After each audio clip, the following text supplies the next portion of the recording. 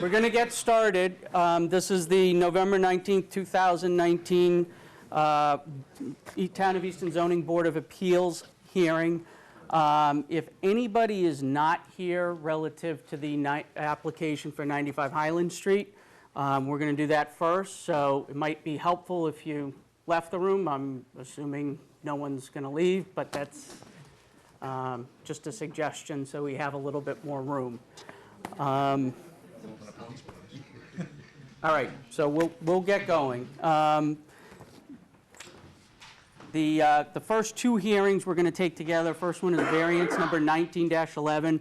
Applicant is seeking relief from setback requirements for a fuel canopy for property located at 95 Highland Street. And our 635 hearing, special permit 19-12. Applicant is seeking permission to add gasoline and diesel sales to the existing store for property located at 95 Highland Street. Mr. Secretary, if you can read the notice and comment. Reading of the public notice, the Easton Board of Appeals will hold a public hearing on Tuesday, November 19th, 2019 at the Easton Town Hall, Colleen A. Corona Boardroom, 136 Elm Street, Northeastern, Massachusetts, on the following petition. The variance by RK Realty Trust for property located at 95 Highland Street, Easton, Assessor's Map, parcel number 14R, Lot 76. Request for a variance pursuant to Easton Code Book Chapter 235, Zoning Appendix B, Dimensional and Density Regulations. Applicant seeks relief from dimensional requirements to allow the construction of a fuel canopy. This notice is also available on masspublicnotices.org. I'm going to read the comments from the different boards in the town. Starting in.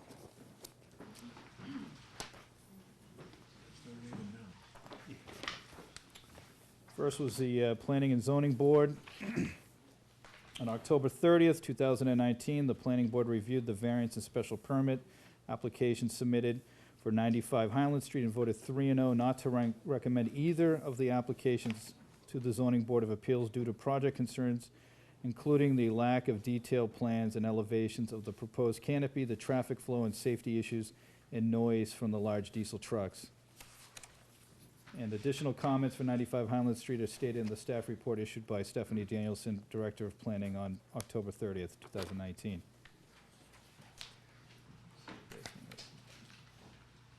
Here's some of her notes. The summary: the site is currently developed as mixed use with a structure that houses a convenience store and a 2-bedroom apartment. The petitioner is proposing adding gasoline and diesel fueling stations and formalized parking at the existing site. The proposed 3-pump station with canopy is shown on a southeasterly portion of the lot within 16.7 feet of the front property line. The petitioner is seeking a dimensional variance from the 50-foot front yard setback requirement in a business zone. Here's some of the comments. According to the permit issued by the Building Department in 2010, an existing space within the structure was converted from an unused commercial kitchen to a 1-bedroom apartment. This department did not find evidence that a special permit was issued for the 1-bedroom apartment by the Zoning Board of Appeals. Parking in a single pump station is shown on the northeasterly portion of the site behind the existing building. There is sufficient room for a 3-pump station to be located where the 1-pump station is proposed, and the parking to be located along the southeasterly side of the building. Traffic flow through the site might be safe with the following modifications. Locate the multi-pump station, which could include at least one pump that also offers diesel, to the northerly portion of the site. Retain the 3 most northwesterly parking spaces to accommodate vehicle fuelers who also wish to access the convenience store. Next, move the proposed northeasterly parking to the southeasterly side of the building, and also restrict traffic flow to the pumps to one way as shown on the plan. The board may wish to discuss other alternatives. And from the planning board. More comments from the planning board. Yeah. Go with that one. Police department recommended. Is that church? No, this one's Highland. Yeah. Environmental planner Site plan review should include peer review of the interior traffic circulation and stormwater management systems, which may affect the location of the proposed gasoline canopy setback from the front property line. No wetlands mapped on the site and no records. They didn't recommend, they just marked it as incomplete. Historical Commission, not applicable. Board of Health suggested it's an incomplete plan. We'll question the underground tanks. Board of Health also has concerns with the level of the groundwater on the site.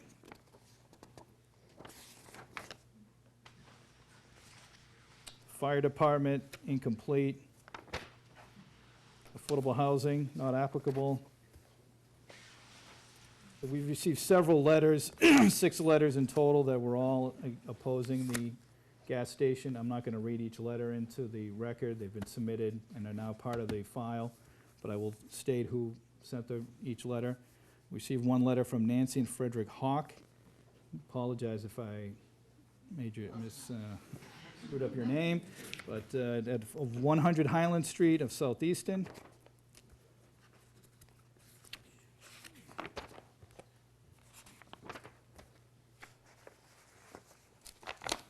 This one. A Shirley Makepeace, okay, of 101 Highland Street.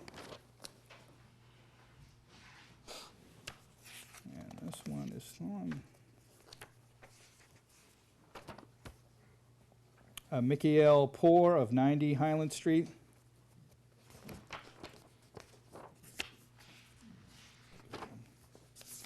Also a letter from Alan Weeks of 10 Michael Drive. And a letter from Jonathan Phelps, Janina Salvio of 95 Highland Street. 96 Highland Street. And finally, a Maureen and Chris Martez of 39 Sierra Drive. Okay. Now read the one for the special permit. You don't have to reread the letters, just the the notice, notice. since we've now gotten past 6:35. I'm going to read the public notice for the second part of this. Easton Board of Appeals will hold a public hearing on Tuesday, November 19th, 2019, at the Easton Town Hall, calling a Corona Boardroom, 136 Elm Street, Northeastern Mass. The following petition, 635, special permit, RK Realty Trust for property located 95 Highland Street, Easton, Assessors Map 14R, Lot 76, for special permit pursuant to the Easton Code Book, Chapter 235, Section 235-56, and Appendix A, Table of Use Regulations F1. This notice is available on masspublicnotices.org. Are all the comments the same? Yeah. So everything's the same, okay. All right. So the way this will work is we'll have the applicant come up, they can make their presentation, we'll get to ask questions, then I'm going to open it up to the members of the public that are here and would like to speak.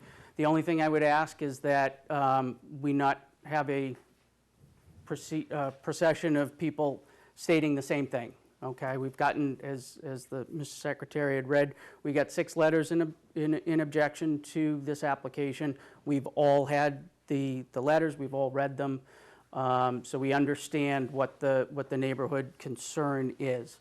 And I will try and get the applicant to address some of those concerns in the initial presentation. So if the applicant would like to come up and have a seat at the table here, and we can get started.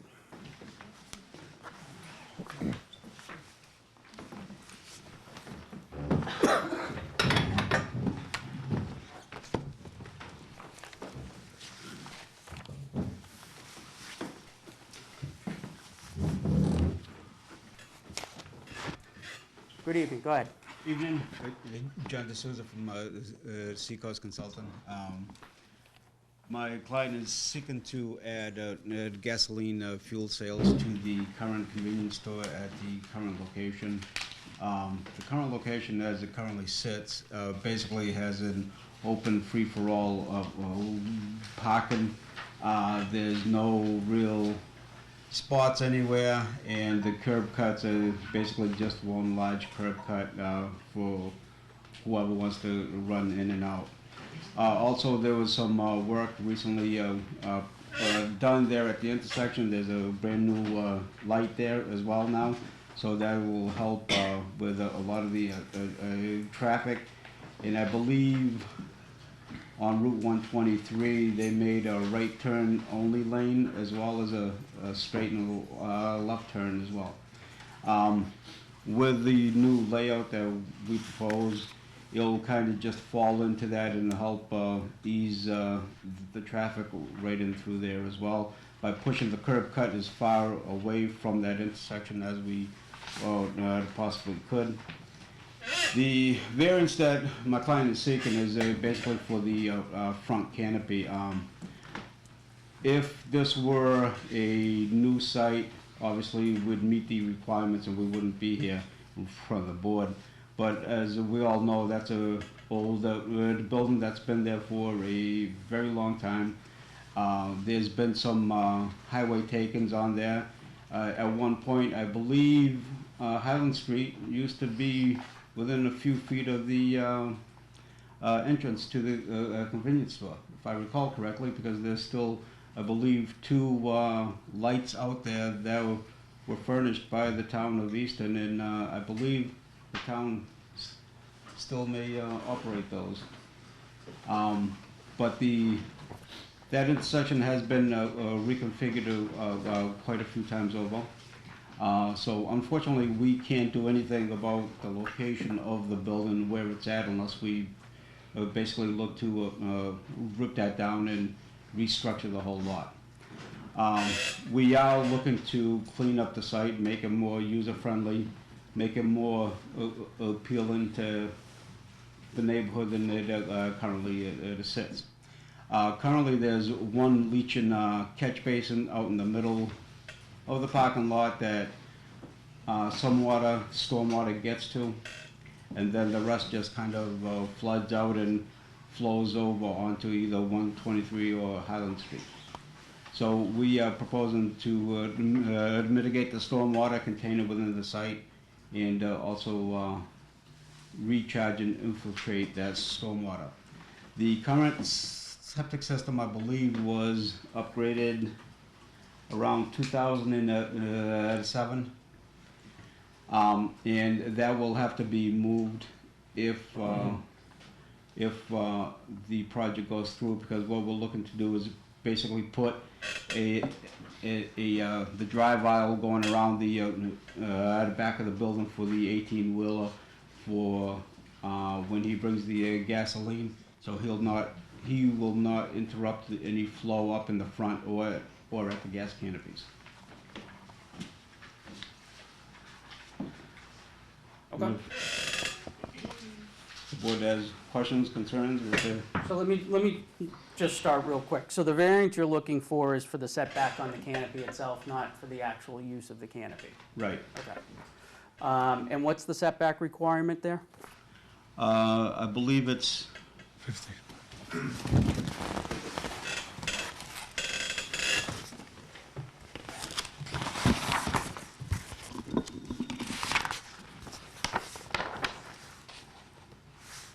The front is 50 feet.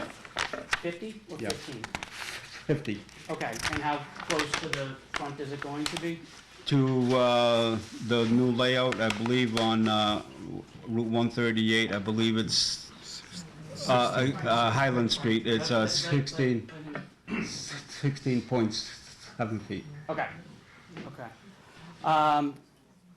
But you're saying that if the building were to be reconstructed in the back of the parcel, that you don't think you would need any relief to construct this gas station here? We wouldn't need a variance to. Variance, correct. a Special variance. permit, correct. Special permit we would Yep. still need. Yep. Variance we would not. Okay. Yes. Have you talked to the Board of Health relative to their concerns that they raised regarding the groundwater and the levels of the groundwater and how that might be impacted by the gas station? Yeah, we had spoken to the Board of Health at the onset of the project. And we know that the current septic system that's out there is a raised system. And the new one would obviously end up being a raised system as well. Okay. As far as the groundwater with the gasoline tanks, The gasoline tanks are gonna be in about 8 feet of water, and what they do is that they put in structural concrete members on the bottom as, to weigh down and, on the tanks. The tanks get strapped in, and it's all controlled by the Mass DEP and the EPA. Okay. And not for nothing, but just since you brought it up, unfortunately, the light's not staying there. Once they're It's too done with bad, the 'cause sewer it project, that works nice. intersection does not comply with state Yeah. requirements for traffic light, so just so you know and everybody else knows, that's not unfortunately a mitigating factor.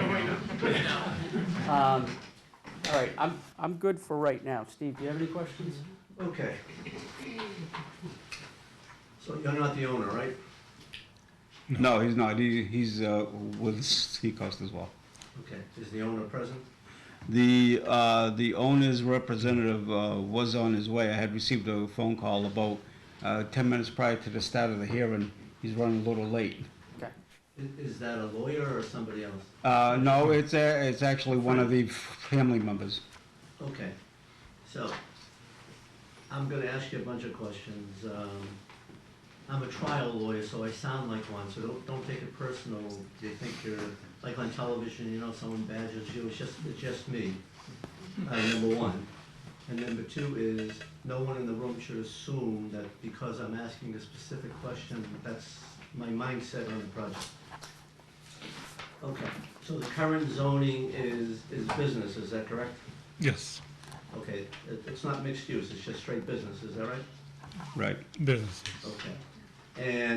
But the actual site is a mixed use because there's an apartment above the store, is that right? Next to the store, same It's building, next- Well, it's one one building, unit, right? yeah, first floor. Okay, what's your name, by the way? I don't think you're writing into the record from, Rami Sidani. okay, you can spell that for Suzanne later. I've met Suzanne before. That's Susan. Okay, so, do I understand correct that the owner of the store lives in the housing unit?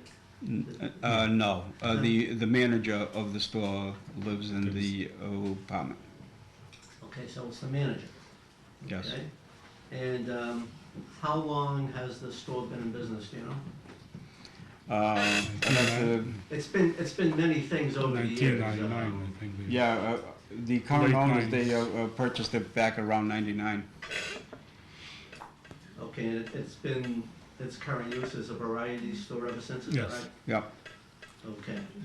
Now, would the addition of gas pumps increase the value of the lot to the owner? Do you know that? I can't say yes or no. I'm not an appraiser. The zoning board got burnt about a year ago when we did a project for somebody, and then it enhanced the project, and then they flipped it and sold it to somebody else. Do you know if this, the owner is thinking of selling it to like a Cumberland or someone, if the pumps are allowed? Any idea? I mean, I can't answer that. All I know is that it's been in the family since 1999, and the current owner that owns it is about, I'd say maybe 38 years old, and he's looking for long-term. He owns quite a few other stores, and he just wants to add fuel sales here. Okay, so now, under the town... Shh. Okay, so under the town zoning, you need, this project needs what's called a special permit in order to have a gas station, is that right? Yes, Okay. And even if you were to get a special permit for the gas station, then you have to get a variance for the project, right? Is that right? We have to get a variance for the canopy. Right. And a variance means that you're asking the project to deviate from the zoning of that parcel that's in the town master plan, is that right? For canopy use only. If we propose to... You still need a variance, right? For canopy use only. If we were to eliminate the canopy and do a full serve, we would not need that variance, Okay. which So- is an an alternative. You'd still need a special permit then. We would only need the Under any special permit under for any the gasoline circumstance, sales, you need a yes, special permit, right? for gasoline sales. Okay, so the granting of both special permits and variances are legal questions. You agree with that? There's legal criteria that have to be met to do that. I'm not an attorney, I'm an engineer. I'm not Well, getting into that. let me try it this way. Town has a zoning bylaw, you agree with that? Because you asked for a special permit under the town zoning, right? Section 235, section 56, which asks for special permits, is that right? Maybe, maybe not. I mean, I'm not here to say whether or not the town's Well, bylaw is If you legal. can't answer the questions, that's a problem. If you, who filled out the application with the zoning board of appeals to get us on the agenda tonight? We did, You did. yes. Okay, is that one of the two of you? Actually, the two of us. Both of Okay. us. So on the application, it says you have to apply for a special permit under 235-56. Yes. Okay, you agree with that? Okay. So we'll do this the hard way then. So that, the town bylaw says the following. Special permits can be granted by, in this case, the zoning board of appeals, under these conditions. Only upon a written determination that the adverse effects of the proposed use will not outweigh its beneficial impacts to the town of a neighborhood in view of the particular characteristics of the site and of the proposal in relation to that site. In addition to any specific factors that may be set forth, the determination shall include consideration of each of the following. That means this board has to consider all of the following. And the sixth, social, economic, or community needs which are served by the proposal. 2 is traffic flow, safety, including parking and loading. 3 is adequacy of utilities and other public services. 4 is neighborhood character and social structures. 5 is impacts on the natural environment. And 6 is potential fiscal impact, including impact on town services, tax base, and employment, taking into account any proposed mitigation. Okay? So that's what the town zoning bylaw says, and that's for the special permit. So in order for this board to issue a special permit, we have to consider at a minimum all 6 of these characteristics, right? Now, is that for special permit or is that for No, this variance? is special permit. We didn't even get the variance yet. Okay. So, let me ask you this.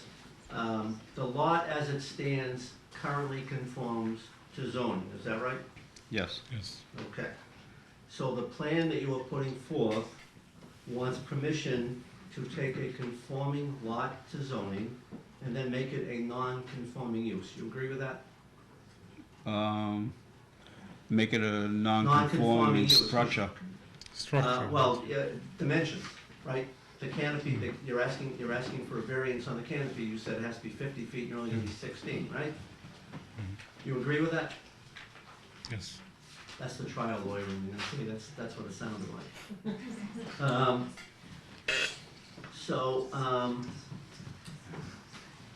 Let me ask you this. So, Route 123 Foundry Street is a state highway, right? Is that right? It's a state numbered highway, yes. State number highway, okay. And the parcel is at the intersection of Highland and Route 123, is that right? Yes. Okay. Now,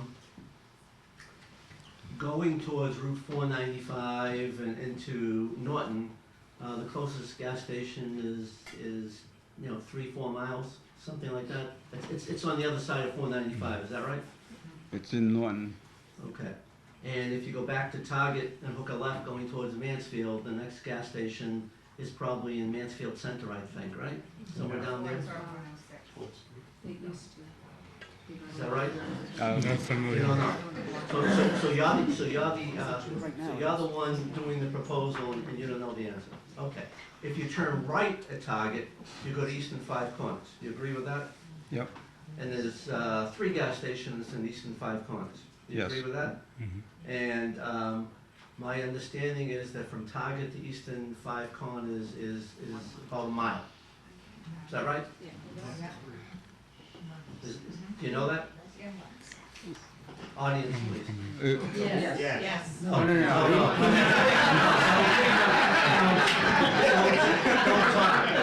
Don't talk. Not yet, you'll have your chance. You'll have a chance. Thanks for helping. You agree there's 3 gas stations in Easton Five Corners, though, right? yes, Okay. Now, you need a variance, assuming you could get a special permit to have the gas station. You need a variance because of the canopy. Okay. Now, I think you said that if you didn't have the canopy, you could, you wouldn't need a variance, you'd still need a special permit, is that right? yes, Yes. Okay. So, the canopy is causing at least a variance problem, right? yes. Okay. Now,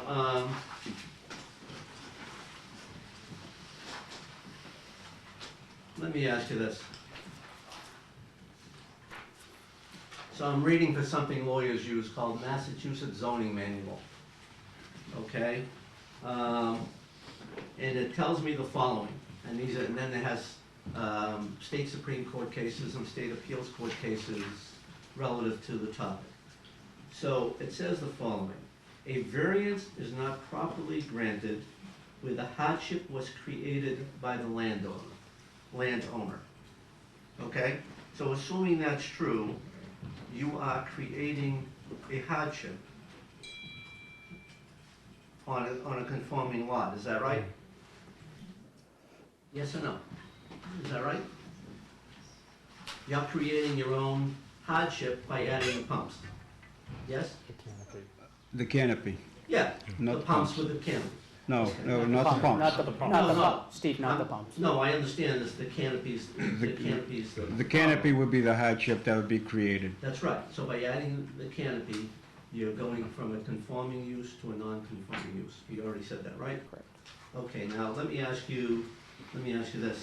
The request for the canopy has nothing to do with soil conditions on the lot, is that right? That's correct. It has nothing to do with the shape of the lot, is that right? Well, if the lot was actually shaped differently, we probably wouldn't need a variance, but we can't. That's all. Okay, No, I think he means is your request for a canopy related to that, the shape of the lot? Or why don't we do it this way? What's the reason for wanting a canopy? The canopy is for the self-serving for the convenience of the customers. In what regard?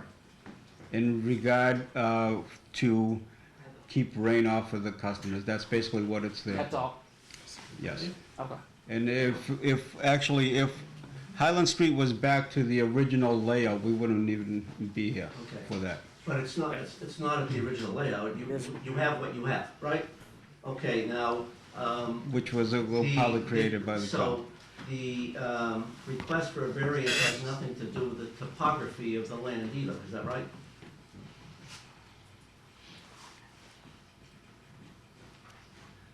No, it's all. Nope. Nope. Okay. So let me ask you this. So in order, assuming for a second that you were able to get a special permit, and then you need the variance.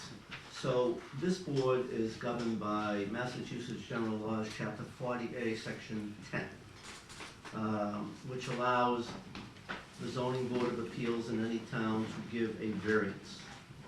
So here's what it says. So help me out here. It says that you can get a variance if the granting authority, which is us in this case, specifically finds that owing to circumstances relating to soil conditions, shape or topography of the land or structures, and especially affecting such land or structures, but not affecting generally the rest of the zoning district. A literal enforcement of the provisions of the ordinance would involve substantial hardship, financial or otherwise, to the petitioner. So not only do you have to find that there's something, we have to make a specific written finding that there's something to the soil condition, shape, and topography, but we have to find that if there were, then this has to be a substantial hardship, financial or otherwise, to the owner. So, okay, so you're not the owner, I get it.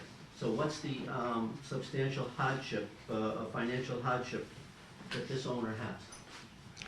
Substantial hardship is when the town took the land from the current owner to realign Highland Street. It made the lot less usable, especially up in the front. That's where we lost a lot of the land. Okay, so on the takings. how much land was lost when the town took it? You'd have to go back through your own archives, sir. Okay, so you can't tell us that. So you're saying the following. When the owner bought this parcel in 1999 or whenever it was, 20 years ago, there was more land on the lot. Is that right? The town has taken land for the realignment of that intersection. Okay. More than So once. you're saying as a result of that, through no fault of the owner, he has a hardship, okay? Yet he's been in business for 20 years without the gas station, so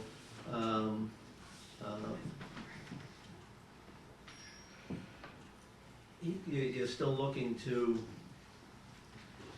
create a hardship in order to get the variance. Is that right? Because of the canopy. Yes?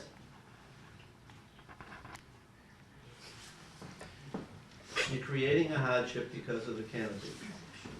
Creating a hardship. After 20 years. In order to get a variance, you have to have some type of hardship. We already said that before. So Right. after 20 years, he wants to add pumps. Presumably, he thinks he's gonna make money, right? Well, it's gonna draw more customers in. It's gonna be another monetary line feed. Okay, and if it's gonna draw customers in, it's gonna draw more cars.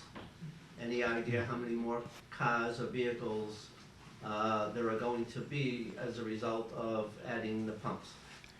It's gonna draw actually more of the same vehicles that are already passing by, but now it's gonna entice them to stop for gas instead of riding right by.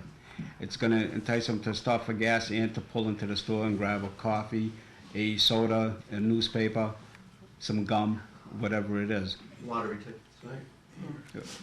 Whatever it is. Has any thought been given, because I know this was raised as an issue in some of the letters, but, you know, there's trucks that go over to the food store and Target, and are they gonna anticipate servicing those delivery No. trucks? When they were looking to do this, they were looking to basically get the person that does mowing lawns for other people, that rides around with a trailer in the back. That's what they anticipate to get.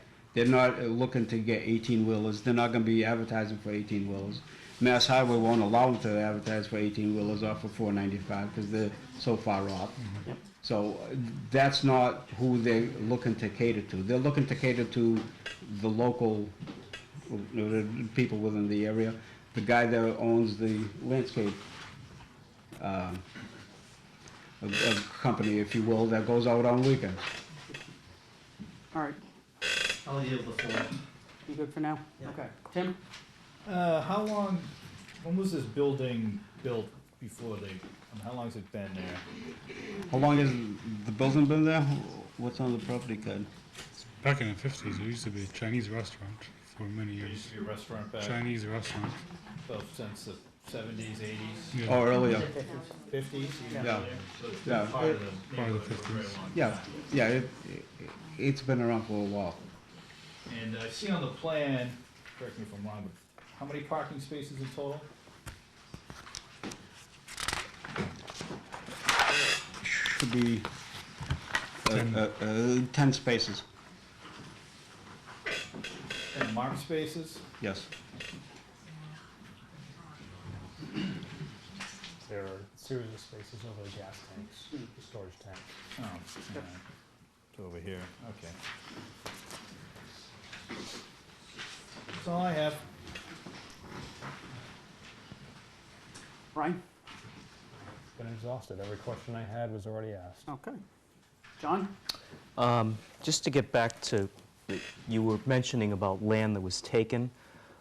What year did the current owner of the building buy it? Pull up. It was 1999. It's on the deed. Is it? And was the land that was taken, that you referred to earlier, taken after it was purchased by the current owner? There was land taken prior to, and I believe after they took ownership as well. Do you know, I don't have the exact date, no, but the highway has been realigned in through that area multiple times. right, I guess I'm asking you to be a little bit specific about that. When was it last aligned? The last alignment, I believe it was around 2003. And what is your basis for saying that? I mean, did you look something up? Yeah, well, when we actually laid out the plan, we had the Mass Highway layouts for Route 123 and Highland Street intersections, because those have the highway monuments that control your survey points. So we actually put in all the property lines when we do the survey, and they come off of highway layouts. Okay, and you said a moment ago that you think it was around 2003? From what I recall, and if I had known that this question was going to come up, I'd have exactly the answer to every single undertaking, because I would have called Mass Highway, and they would have gave me the whole rundown. Okay. And has the owners, or the owner's representative arrived yet? I don't think he's here yet. Andy? Nope. Nope. He is there. Andy, So, this is the owner's representative. He's my brother-in-law. Can you just introduce yourself, speak into the microphone, and your Yeah, address? I'm Andy, and the owner is my brother-in-law, Okay. Last name, Patel. P-A-T-E-L? Yeah. Patel, okay. I'm Did surprised you want to you ask? got it. Yeah, just, do you, you said the owner's your brother-in-law? Yeah. Do you have an ownership interest? Like me. Yes. So for him, I run the business in Taunton. Okay. In Taunton, you said? Yeah. Okay. You don't run the business as it's currently constituted in Easton? Easton, I have worked there for almost like 2 years for him. Okay. You want to go back over some of those questions that you were asking earlier? You had to ask me that. No, well, No. I mean, Just, what type of business is there in Taunton, no? It's a gas station and a car wash, and we have a beer and wine over there. How many other facilities does he own? How many other stations or whatever does he own? So a little brief on his history. His family got separated, like they separated all the business, and he got like 6 right now. So we have 6 gas stations? No. Oh, 6 stores? Yeah, 6 stores, but others are like just a convenience store, just 1 gas station. So the only question I want to ask that I asked before was, if he were to get all the zoning and everything that he needs, has he ever talked to someone about selling it? Because the value of the parcel would be No, worth more? he's not gonna sell it. Okay. Because he, after his family got separated, like he just got a small portion of what his whole family owned, and the whole family had like 42 stores Okay. all over Mass and New Hampshire. good for now. Yep, I'm good. Do you have anything you want to add before we open the floor up to the neighbors? It's just like, yeah, it's a big step for us, but it'll be more convenient with for the neighbor too, and we're hoping that people, because all our customers are like we're 20 years old, so Okay. no, it's like from 20 years they know us as a business, same owners. All right, so here's what we're gonna do. I know it's gonna be a little bit difficult, so if anybody wants to speak, I'd ask you to come up to the table, take the microphone, introduce yourself, name and address, and then have at it. If you have questions, you direct the questions to us. If we feel it's appropriate to ask the applicant to respond directly, that's fine, but otherwise the questions can come to us. Okay?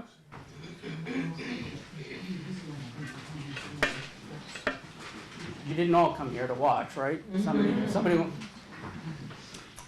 My name is, So you take the microphone. yes. My name is Irina Palivora. I live at 635 Foundry Street, which is the first house away from the variety store.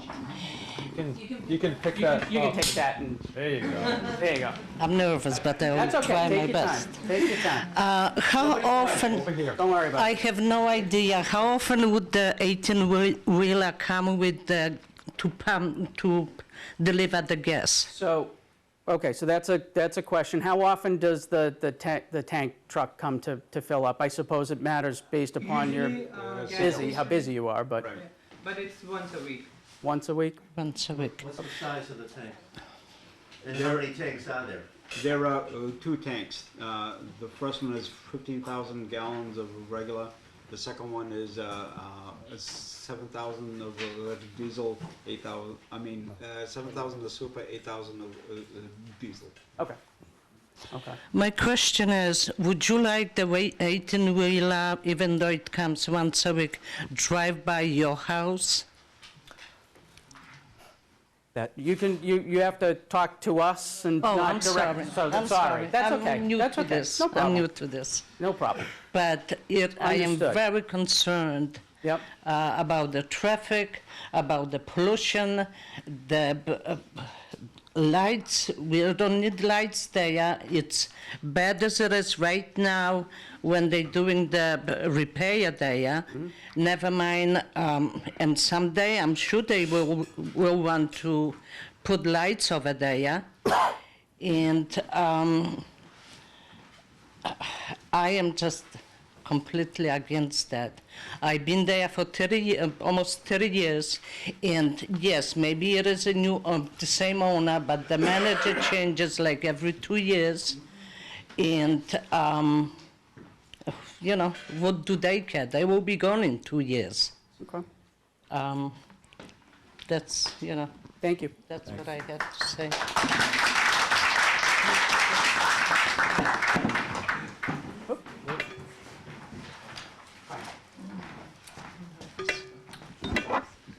My name is Frederick Hauk. Can I get this on? Yep, it's on. Okay. My name is Frederick Hauk. I live at 100 Highland Street.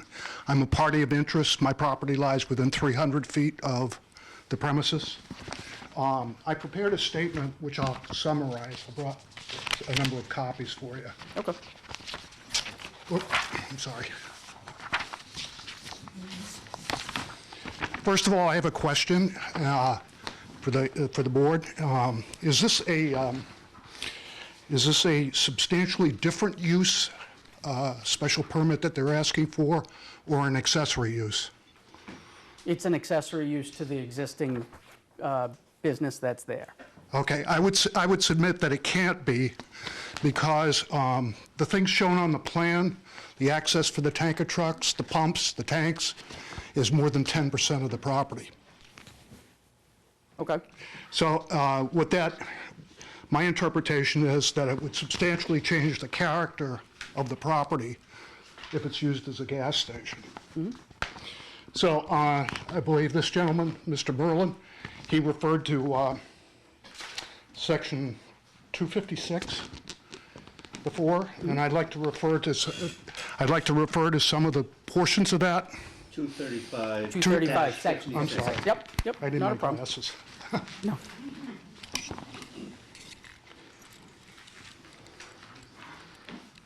Okay, first of all, traffic flow and pedestrian safety, which is 23556B2.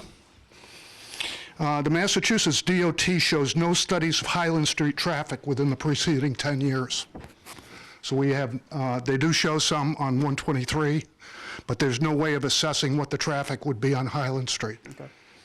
The plan shows interstate semi-trailer tanker trucks, 69 feet in length, routinely exiting onto Highland Street, which, contrary to the notations on the plan, is actually only 26 feet in width, not 50 feet. There are no, as you mentioned before, there are no permanent traffic signals installed or planned for the intersection of Foundry and Highland Streets that would ensure vehicular or pedestrian safety at this location. And for many years, this intersection has been the site of a significant number of vehicular accidents.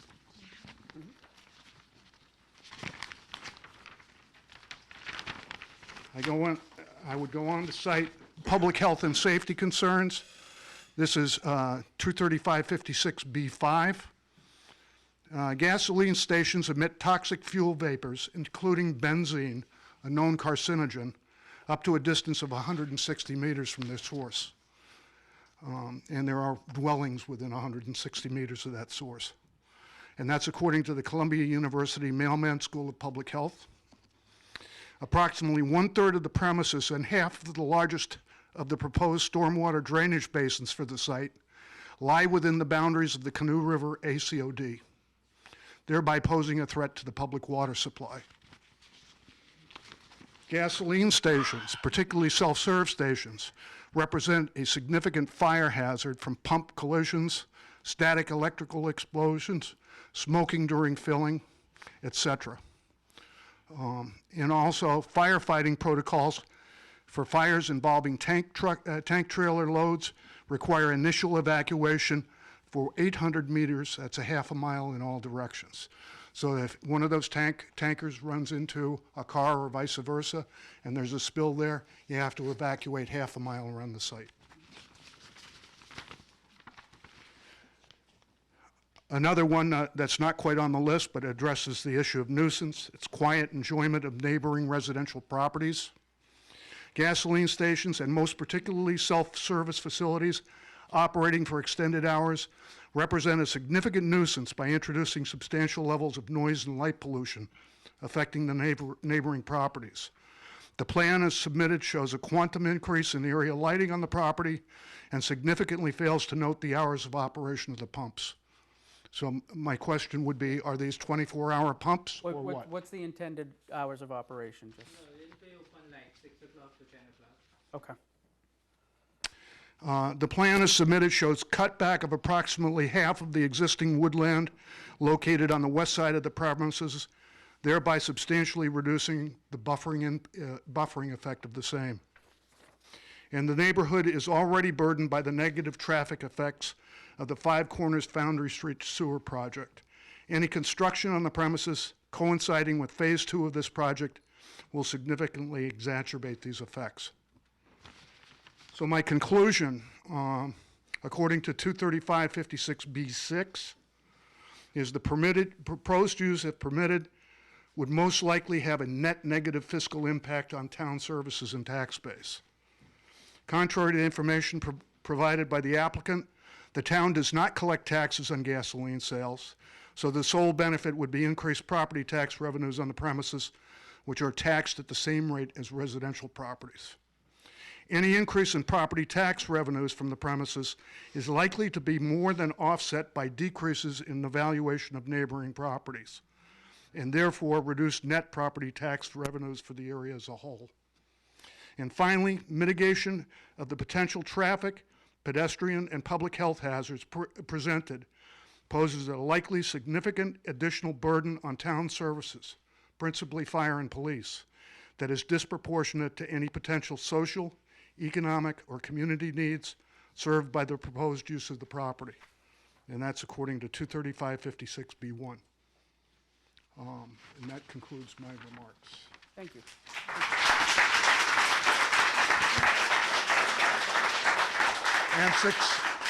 And since pictures speak 1,000 words. Okay. Here are some handouts of pictures of incidents in the local area involving gas stations in recent years that would show the impact on fire and safety. Thank you. Thank you.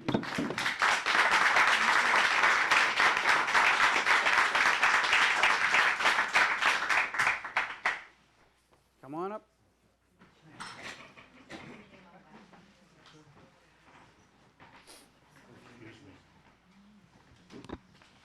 Good evening. My name is Jonathan Phelps. I live at 96 Highland Street, which makes me an exact abutter right next door. I'm across the street on the corner on Highland Street in our neighborhood, the Highland neighborhood. And make no mistake, this is a neighborhood with all the characteristics of a neighborhood, and this will substantially impact negatively our neighborhood. How do I know it's a neighborhood? Well, first I know it's a neighborhood because these are my neighbors. And they're here. They're here to support me and the other abutters and their neighborhood, because it is our neighborhood. How else do I know it's a neighborhood? I know it's a neighborhood because from my front lawn to this property that we're talking about is 24 feet. Highland Street is only 24 feet. It's a country road. Why is it only 24 feet? Because it's what I call an original road. Highland Street dates back to the very beginning of Easton. It dates back to the Revolutionary War. It is the road that George Washington would have taken to come and visit the forge when he looked at the cannonballs for the Revolutionary Army. It has always been and has never been anything else other than a neighborhood of houses. It's already been mentioned, if you head south towards Norton, 100% residential except for a church, 2.5 miles at least in Easton and well into Norton. If you head to Mansfield, and that's every road on the sides too. Same thing if you head south to, if you head east towards Bay Road, 100%, both sides, roads and all, including 44 more houses that are going to be added there at the Ford site, I understand. If you head towards Mansfield, same thing, both sides, 100% residential, and every road residential. And if you head north towards Target, one side is 100% residential, and a church around the corner, and the other side is just this property, a blank piece of land, and the bank. So this property exists inside of our neighborhood. It's not outside of our neighborhood, it's not next to our neighborhood, it's inside our neighborhood. How else do I know it's a neighborhood? Because I know my neighbors. I moved into that house 25 years ago. My wife and I have raised our 3 children there. Nancy and Rick next door greeted us the day that we arrived because they've been there 30 years. And we've been friends ever since. Shirley Makepeace was mentioned earlier. She's across the road, also a direct abutter. Can't be here tonight because she's very old and ill, but she's a 6th generation person in Easton, 3rd generation in that house. I think they built that house. It's a neighborhood. Across the other side of the intersection, the Phillips live across the street. Well, Cece Phillips was in the high school class with my son Hunter's over there. We all know each other in the area. We have built a neighborhood. Even if it doesn't look like a neighborhood because there's Route 123 and people pass by, it is a neighborhood. And we like our nice, quiet neighborhood. And we don't want what will happen with a service station. We know there's a business there. We understand that that's how it is zoned. But it's always been a business which belongs in a neighborhood. It's been there probably 60 years, that building, at least. It's been a restaurant, it's been an ice cream shop, it's been a deli, and it's been the Highland Variety. All of those just in the 25 years that I've been there, by the way. And we have to deal with the things that come with that. I have litter coming into my lawn all the time. My neighbors do as well. We clean it up. We understand that it's a business and they can't completely control that. People lose things out of their cars. Sometimes things blow out of a dumpster. We understand that. We clean it up. We deal with the light pollution in the store itself and the light of the cars, which routinely go in there and leave their lights on, pointed into my house, pointed into the Phillips house, pointed into Rick and Nancy's house and the other house in the other corner.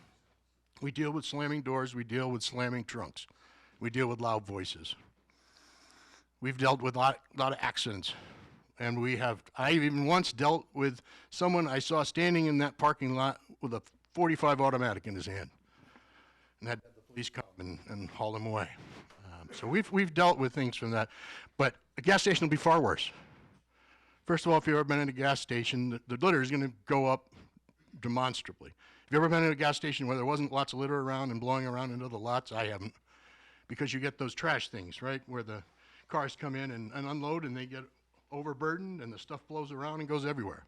I can tell you right now, that's all coming in my yard because the wind in that area blows directly through the store and into my yard. That's where it all goes. I get that little benefit of having the store there. We'll have more cars with more lights and more trucks with more lights and more slamming trunks and more slamming cars and more loud voices. And on top of that, we'll have the pollution issue. Part of this property is over the aquifer that feeds one of our town pumps. You're not just going to have, it's not just the tanks in the ground that are a problem. When people pump gas, they spill gas. When people pump diesel, they spill diesel. That's going on the ground and washing away. But that's not all they do. If you've ever been in a gas station and saw someone putting oil in their car, putting brake fluid in their car, putting coolant in their car. People do those things at gas stations and they'll do them there. And they spill them. And they'll go on the ground there. And it will rain and they will go into the catch basin. And the catch basin will go into the aquifer. And the aquifer will go into that town pump and it will pump into my house and into my neighbors' houses. And I'll tell you, on top of my neighbors and I not wanting a gas station there for all those pollution reasons and the social reasons, we sure as hell don't want it there, knowing that we have to deal with the fear that we can't take a glass of water from our tap and drink it and know it's safe because we have to worry about those things on that land getting into that aquifer. It's just, it's too much for that location. It's not an appropriate use for that location. In a previous time, someone tried to build a Sunoco station where the bank is now. They were told no. They were told no because it's in our neighborhood. They were told no because it's over the aquifer. Well, this is further into our neighborhood and still over the aquifer.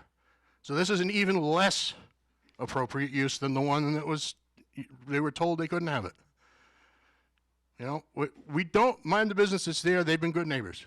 They're good people. We don't want a gas station. That's the bottom line. And it's not appropriate.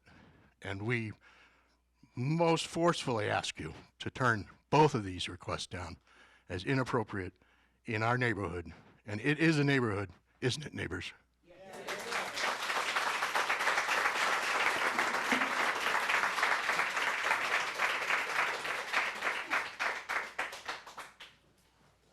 Anybody else want to say anything? Okay.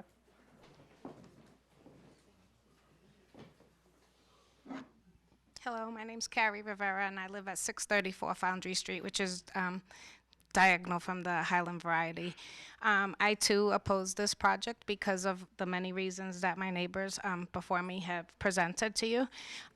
We deal with the noise, the lights that go directly into my house, the traffic. My mailbox has been taken out twice already with this project that's been going on.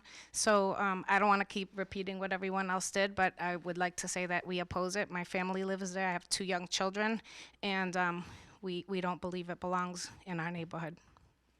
Thank you.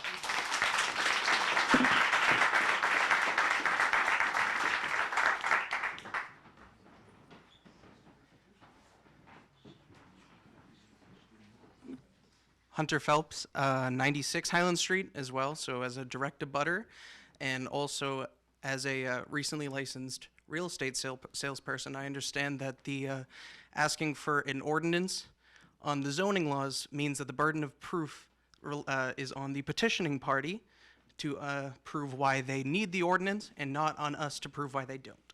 And so also I understand that from the plan presented today, I'm not entirely confident in the case and in the preparedness of this plan.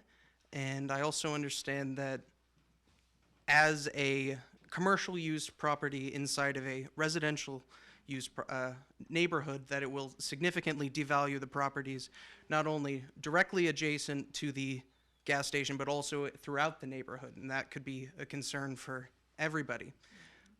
And I would like to voice my strong opposition to this, not only on account of these reasons, but also due to the unavoidable externalities to the neighborhood. And I know that most of those have been touched upon, whether it be the light pollution and the sound pollution.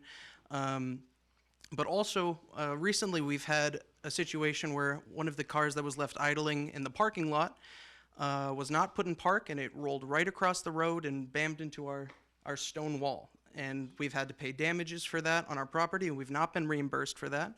And we fear that these issues will only be exacerbated by the increase in traffic without a properly laid out traffic design plan. We also know that there are currently no marked parking spots on the property, and that just simply adding a gas station will not exactly remedy those issues.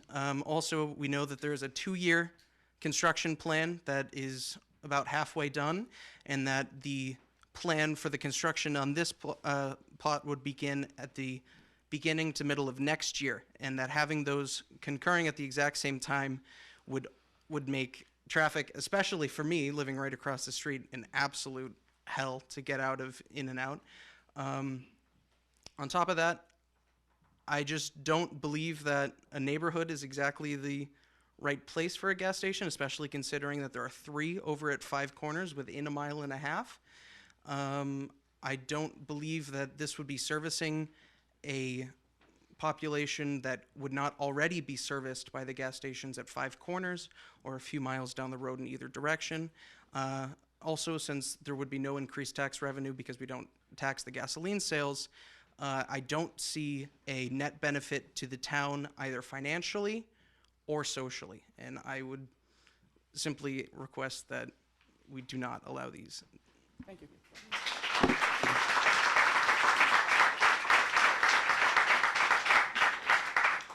We'll do 1 or 2 more and then give the applicant an opportunity to respond. My name's David Conrad, and my wife and I live at 110 Highland Street, lived there since 1980. And I won't repeat all the things that have been said by my neighbors, but I certainly agree with everything they're saying as changing the character of the neighborhood. A couple of things I wanted to point out. I drive by the Highland Variety every day, so I see what goes on there, number one. I looked at the plan, and I see 6 parking spaces, not 10 perhaps. Perhaps I'm not that good a reader, but I see 6. And there are far more parking available now than would be after the project is completed. I also say that that parking issue could have been remedied by simply striping that parking lot. It doesn't take a gas station to remedy a parking problem. I would mention that it's rather important that there is, in fact, conservation wetlands between my house at 110 and the Highland Variety. That area has been reserved when they built Heidi Road and all that as conservation wetlands. I've been out in that area, and the Conservation Commission has been there also. So there is, on the south side of Highland, a conservation area and a wetland area that could be possibly impacted in the future by any gas spills and so on and so forth. Needless to say, I think zoning laws are in place for good reason. I would ask a question. We've heard that the canopy is only within the setback area, but it looks to me like the pumps are also within that 50-foot area.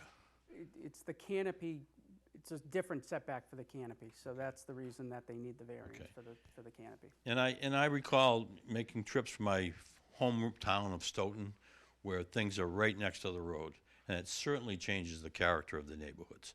We don't need signs and canopies 16 feet from the road. You know, the 50-foot is there for a reason. I think it should be respected, and I would ask respectfully that neither the variance or the special permit be granted. Thank you.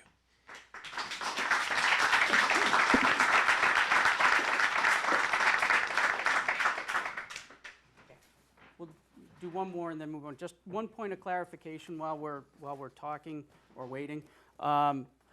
Just to clarify one topic that was brought up, I know the gas station application at the current Northeastern Savings Bank site was denied several years ago. There's been a redrawing of the zoning map since then. That property is now no longer within, to the extent it was at the time, the Aquifer Protection District. So I just want people to understand that that's not a necessarily consistent application of it was in the Aquifer Protection District there and denied, therefore we have to deny it here because there's a portion of the property that's in the Aquifer Protection District. That entire parcel happened to be in it at the time.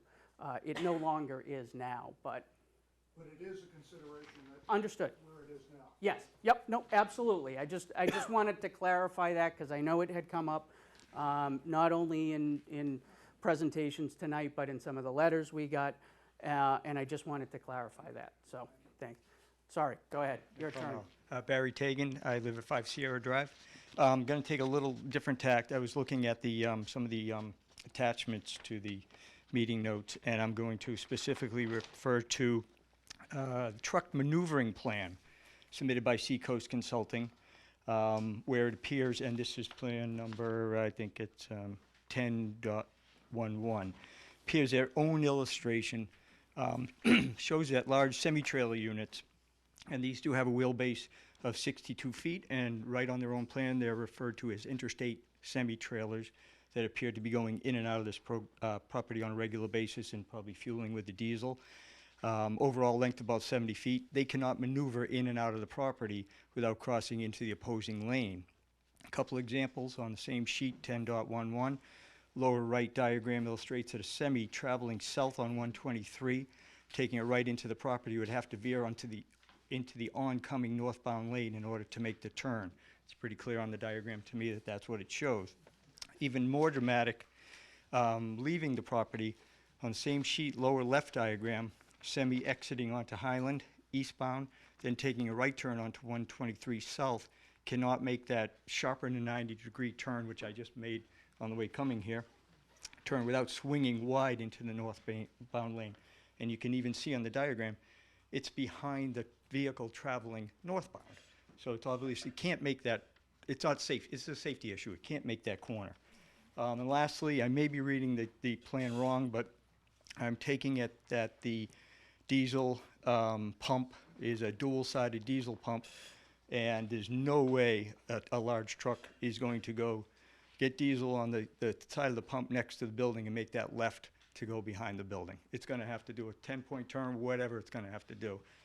I'll argue that their own plan shows that it's not your small contractors coming in and getting gas and getting diesel, but this is attracting large trucks, probably from 495, coming up and down the property, and it's a safety hazard. It's just, the plan shows it. Thank you. Sure.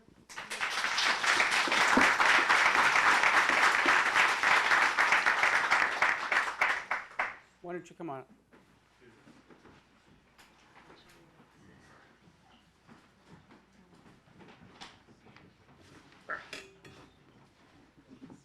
Hi, my name's Alan Weeks. I live at 10 Michael Drive.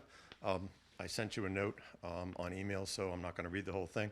A lot of the points have already been made, but I just wanted to emphasize that when I looked at the review of the plan, about 30% of it is in the aquifer zone, and the westerly catch basin is also in that location, and there'd be a lot of runoff, into that zone, which I think is of concern. Our zoning bylaws prohibit use or sale of fuel in the aquifer zone. So, I mean, that's a big concern. And then in just looking at the flow of traffic around that has been proposed, I believe the lot's too small to do what's being attempted to be done. The 7 spots that are over the fuel tanks would need to be closed off when those fuel tanks are being filled, creating a parking violation. And as you would see in most convenience stores, the spots servicing the store are next to the store, and these spots force pedestrians to cross in front of the flow of traffic. So I would request that the permit be denied based on these concerns. Just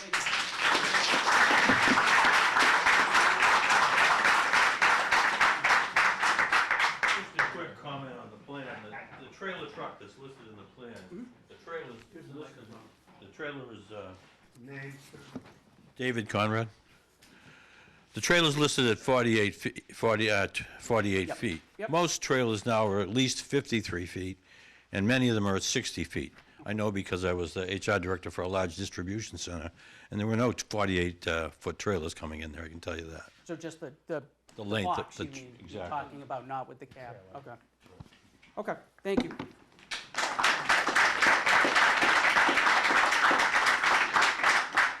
Did anybody want to add anything that has not yet been discussed? I just wanted to. Come on up. Get it.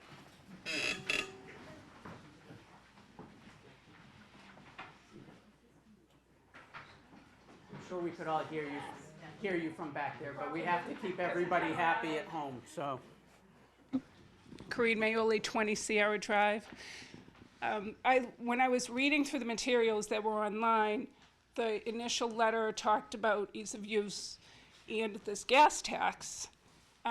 Going back to the town, I thought, wow, I never knew the town got money from the gas tax.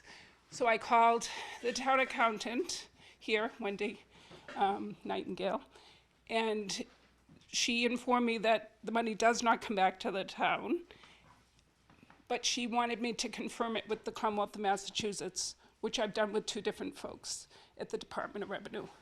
So I wanted to make sure that you understood that none of this money that might be generated would come back to the town of Easton. Okay.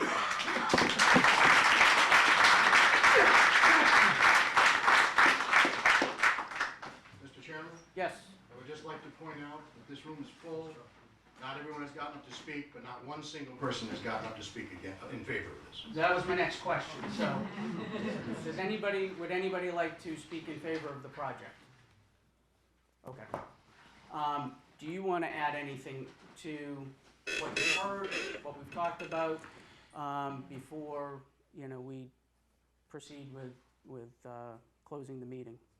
Well, from what I understand, I understand the neighborhood issue. I live in the neighborhood as well, just like everybody else.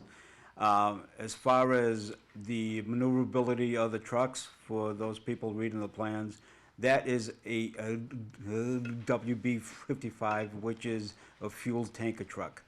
Fuel tanker trucks under ASTRO regulations, those are the templates required for the maneuverability within the site. When you see them maneuvering out on the street, we have no control on the street. The only control that we have is inside of our own property line. Anything outside of the street, you have to take up with Mass Highway, not us. Unfortunately, we don't control the highways. As far as stormwater, I understand people were bringing up people adding antifreeze to their vehicles, oil to their vehicles. Right now, the current site, the way it sits, there's one leach and catch basin. If anything spills, there is nothing to contain that spill other than it goes straight into the leach and catch basin, straight into the aquifer. There is no protection right now as it sits. As well, once this goes in, if it goes in, then there would be safeguards that have to be in place by not only the EPA, but also the Conservation Commission and also the DEP. So it's not a straight infiltration run the way it is right now. And yes, a small portion of the lot is within the aquifer protection zone, but everything that we're doing for the gasoline is well outside of that. There is nothing that prohibits a drainage basin from being inside of the aquifer protection zone. If that were the case, then no house would be allowed within that zone as well, or any infiltration into that. And if you go on the regulation website for Massachusetts, you'll see that in a Zone 1 and a Zone 2, believe it or not, the highest pollutant load that there is in Massachusetts is farmland, and those are allowed to be within a Zone 1 of a aquifer well. Okay. Anything else? Andy? No? Do you want us to close the meeting, the hearing?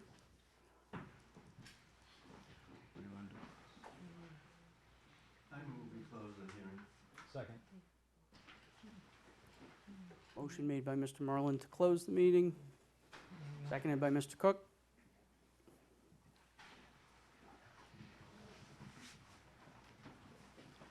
No, I mean, if you want to close the hearing, we're okay with you closing the hearing. Okay.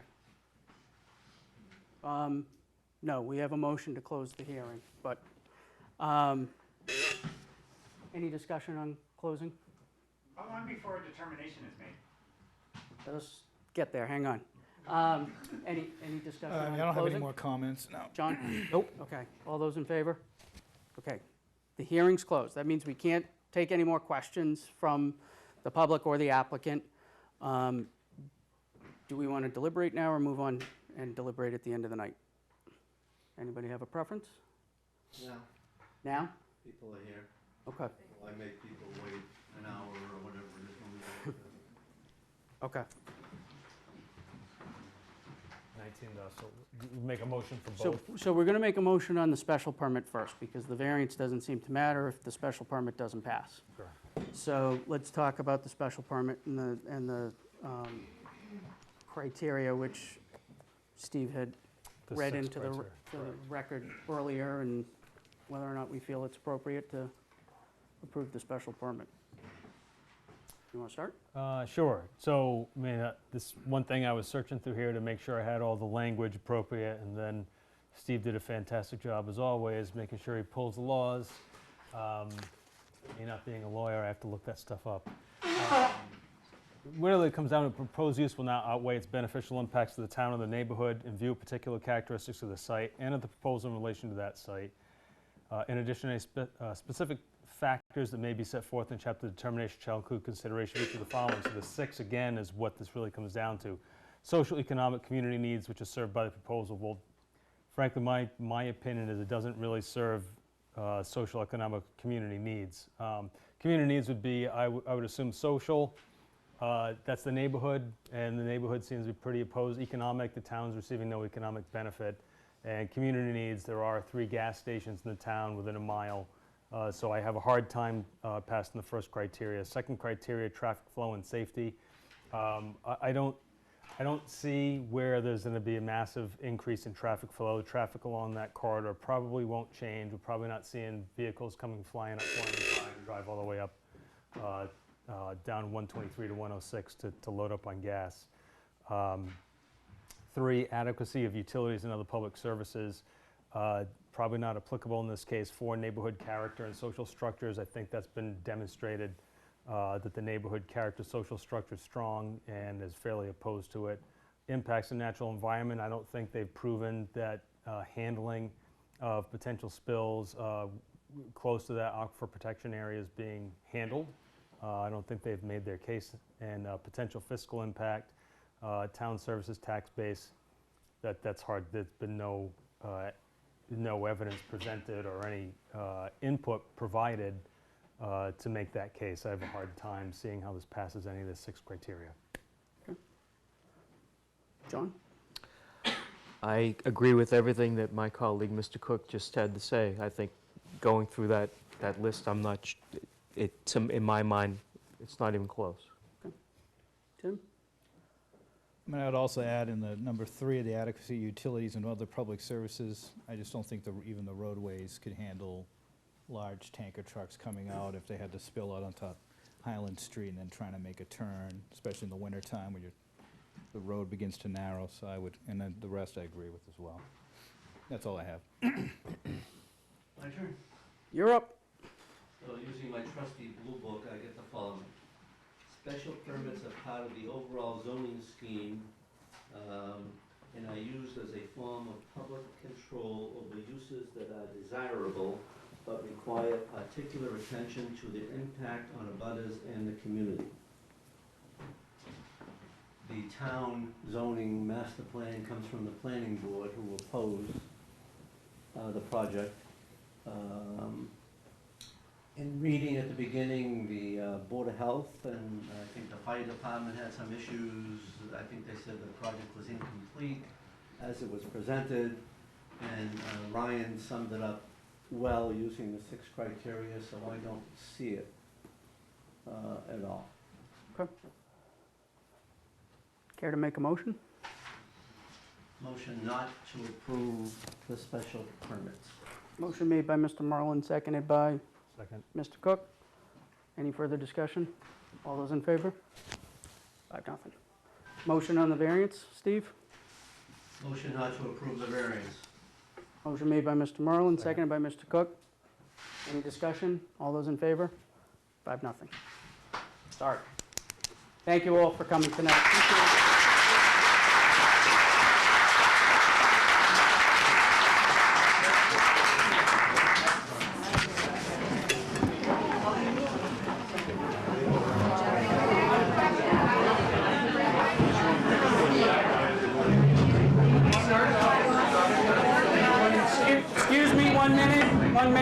The one thing I have to ask you all to, excuse me, the one thing I have to ask everybody to do is to please go outside if you're going to talk. We have 2 more hearings in here, and we can't close the door, so if you huddle out in the front, it's going to be too loud. So, thank you.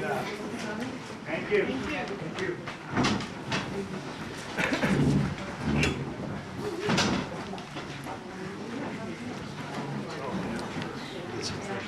Yeah. Oh, I do. We go to anyone.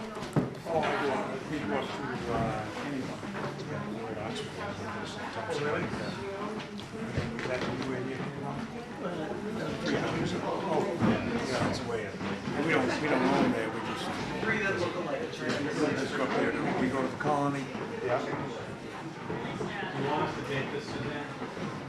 What? No, because it goes on the actual decision.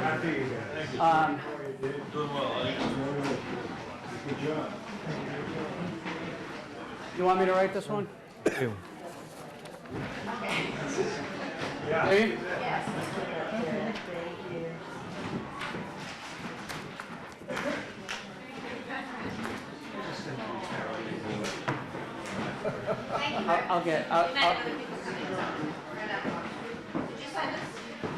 Might be a little bit,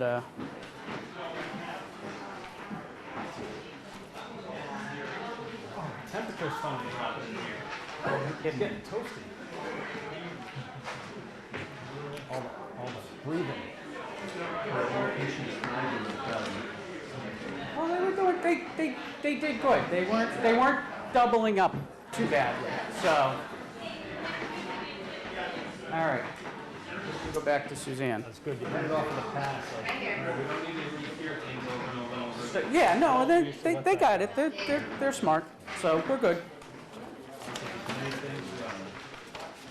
All right. Our 6:40 hearing. sorry, guys.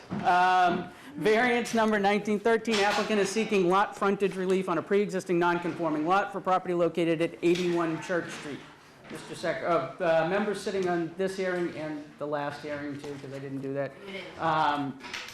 To my far right, Steve Merlin. To my immediate right, Tim McCall. To my far immediate left, Ryan Cook. And to his left, John Carn. So go ahead and read the notice, and we'll.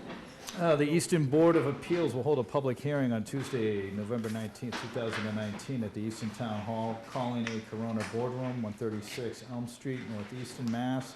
And the following petition: variance, applicant Tom Carney for a property located at 81 Church Street, Southeastern, Assessors Map 39U, Lot 8, for a variance pursuant to Eastern Code Book, Chapter 235, Zoning, Appendix B, Dimensional and Density Regulation.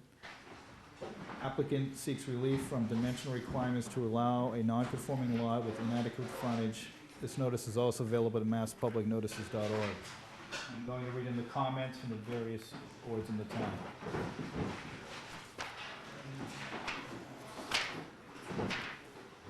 Planning and Zoning Board did not recommend. The Planning Board reviewed the variance application for 81 Church Street and voted 3-0 not to recommend.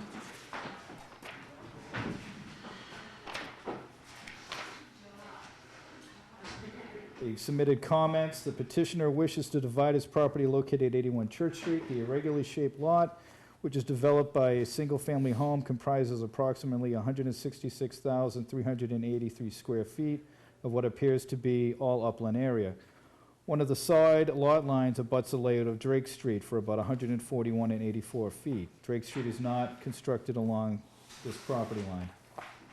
Comments, further comments. The petitioner is requesting a waiver of the 150-foot frontage requirements and indicates their intention to extend the Drake Street pavement from where it now ends to the southerly point of the subject's parcel's abutting property line.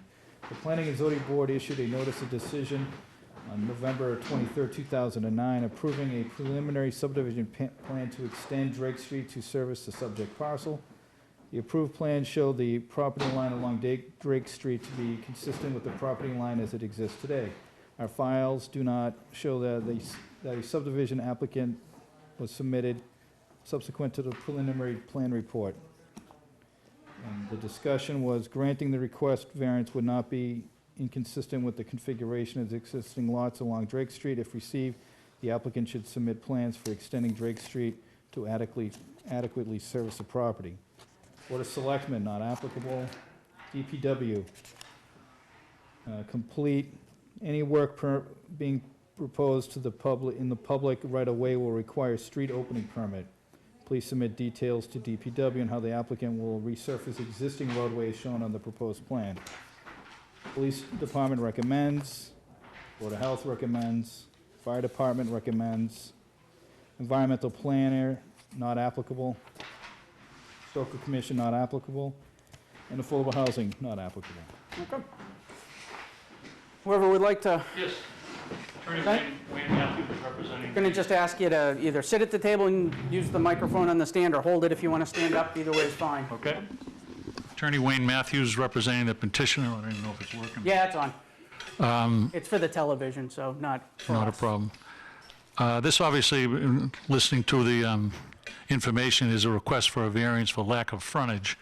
I think the first thing that jumps out at you on this plan is the unique shape of this lot. It's about a 5-acre parcel.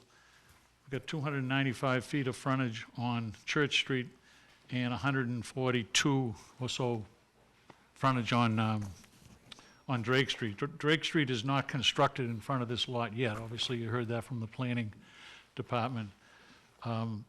It's an 8-foot difference on the frontage.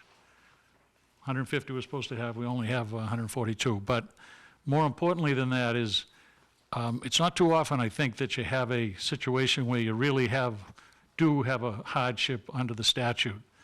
And that's what we have here. Obviously, it relates to the shape of the lot. If you read 40A and you read the local bylaw, it says you have to make a finding that circumstances relating to the soil conditions, the shape of the land. That's what we have. We have the shape of the land that affects this lot and not lots in general in the zoning district that creates a hardship, financial or otherwise. So that's even though some of the comments, especially from the planning board, was against it, that's why we have the zoning board. In situations like this, this is the perfect candidate. You know, usually, a lot of times you apply for a variance and you got to stretch to find the hardship. This case, it's right in front of you. You can see it right there. The road would be, we did meet with the public safety officer, and the road, he recommended extending the road to the end of the lot, which we certainly would do, and the planning board would have control of that. He also recommended widening the driveway in the beginning so that a fire truck can turn around. He said Drake Street now is a tough street to get down and out of, and if you notice on the plan, we've got an area in the front there where a fire truck can get in, turn around, and back onto Drake Street. So from a safety standpoint, it was his opinion that this would help them getting up and down Drake Street. The intent of all the dimensional requirements is, or one of the reasons for them is to protect the public around the area. And we've met with the neighbors, or we've contacted the neighbors, and I'd submit to the board letters of approval from, I think, almost all the neighbors on Drake Street and in the neighborhood on Church Street around here. If I could submit these. Is it just one copy of each, or are there? You can have them. Yeah, okay. There's, each one is a separate one. I noticed one of the comments from the planning board was that there are other ways for us to meet the dimensional requirements. I think it was a little unclear what they were saying by that, but That was going to be one of my questions, is whether or not you were at the hearing and what was the reason. we were not at the hearing, but Okay. I can only look at what they wrote. I'm assuming they either meant that we would have frontage on Church Street coming into that lot, which we don't have 300 feet. We only have 296, so we wouldn't make it, again, we'd be 5 feet short. Or would be an estate lot. The problem, which would come in here into that lot, but again, you'd end up with a lot coming in like this that would go around to Drake Street. It would be a very strange looking lot, really, in my opinion. And also, this particular house, the closest neighbor doesn't face Church Street, faces in this direction. So if you put a driveway in here, he'd be facing the next door neighbor's driveway. And that is all. I mean, we'd be glad to answer any questions, but Okay, we're going to do something a little different. Stephanie, do you want to talk now? I can answer that question. Yeah, why don't you do that, just so we have it in front of us for our questions. Stephanie Danielson, Director of Planning and Economic Development for the town. What the planning board was suggesting was maybe there was an opportunity for your client to make a land swap that would allow them to meet the frontage. So just acquire a piece. And that was what the planning board was thinking. I misunderstood what they were Right, getting at and what they right. No, I understand. Yep. I think that Thank you, Stephanie, appreciate it. yeah, we did look into that, and for the sake of 8 feet, it didn't seem to be that big a deal. Okay. We'll find out, won't we? If it was 20, 25, 30 feet, I'd say one thing, but I Yeah. mean, really, in the circumstances, this is the perfect candidate based on the shape of the land for the variance. Okay. If you're ever gonna find one, this is it. Okay. If you're looking Yep. for a test case. Steve, actually, before we go ahead. Oh, I'm actually Tom Connie. Yep, come on. There's actually a dwelling. Come on up and use the microphone. Yeah. Thanks. So the Rileys who actually live here, there's actually a dwelling on their property right here that would have to be moved Okay, if there was a land swap. okay. Okay, so, understood. Yeah, Steve, go ahead.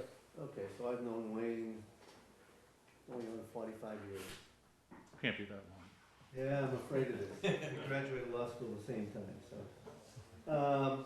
So question for you and Mr. Carney, I guess. Is the purpose of this to make another buildable lot? In addition to the one where we show the Yeah. house?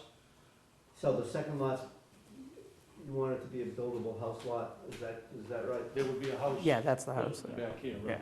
Exactly right. Okay. The lot line would be here.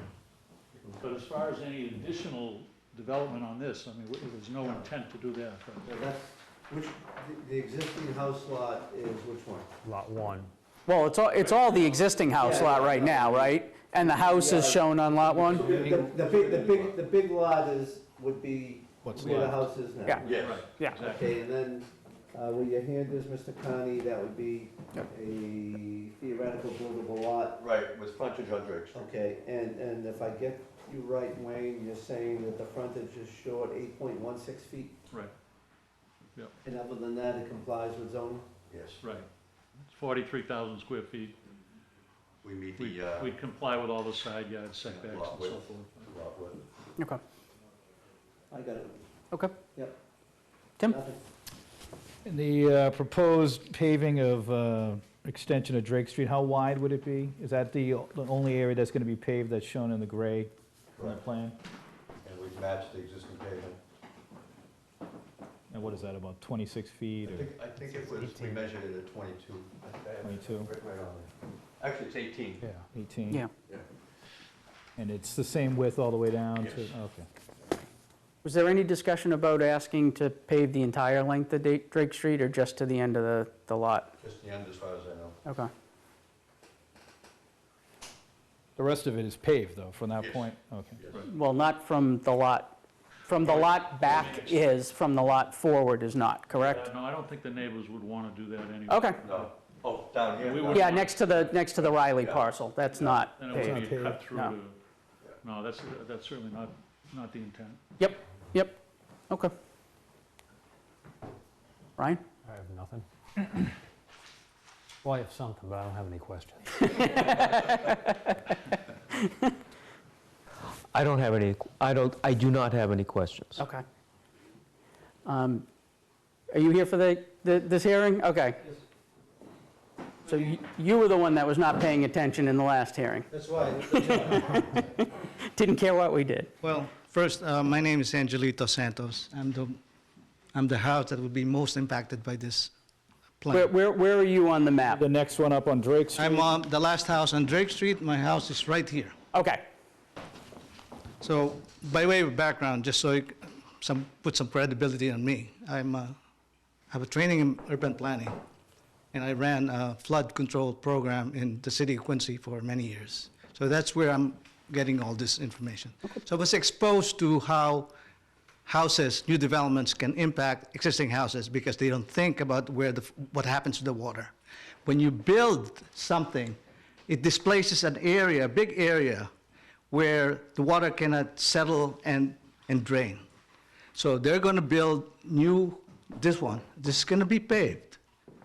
They're going to be paving this. And then they'll be having this house. All of this is the place where water used to be.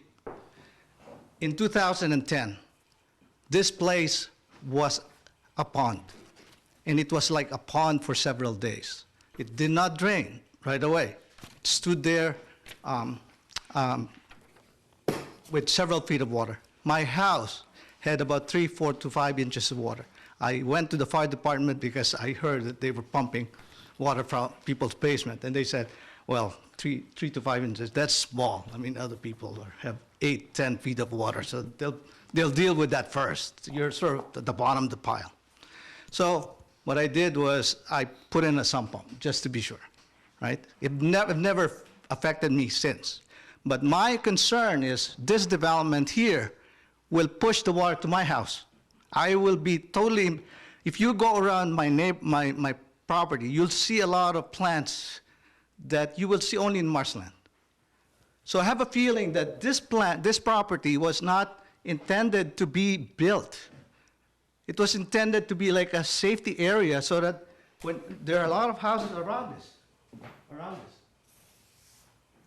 And this is the place, I think, that saves them from being flooded. They may not think about it, but they wait until that event that happened in 2010 happens again. Then they'll be complaining. So if you're going to consider this, my suggestion is to consider adding some kind of a flood mitigation measure. I don't know what they are, because I never thought about this until the last few days. But I don't know, maybe the street should not be paved. It should be probably some kind of dirt soil, whatever, rocks, right? So that it allows the water to seep in, okay? That's what we need there, because that area floods. And that worries me. Can I ask you? So give me an idea what the topography of your land is versus that land the applicant's is lower land. than mine. That land is lower than yours? Okay. Okay. So what happens? They build, they'll raise it up, they'll dig up a place for the septic system, and their basement. Where will the water go? It has to go somewhere, so it goes to the neighbors, and I'm near. So I don't know what they're planning to do. I'm surprised the environmental planner said not applicable. I don't know if they looked at the flood history of this place.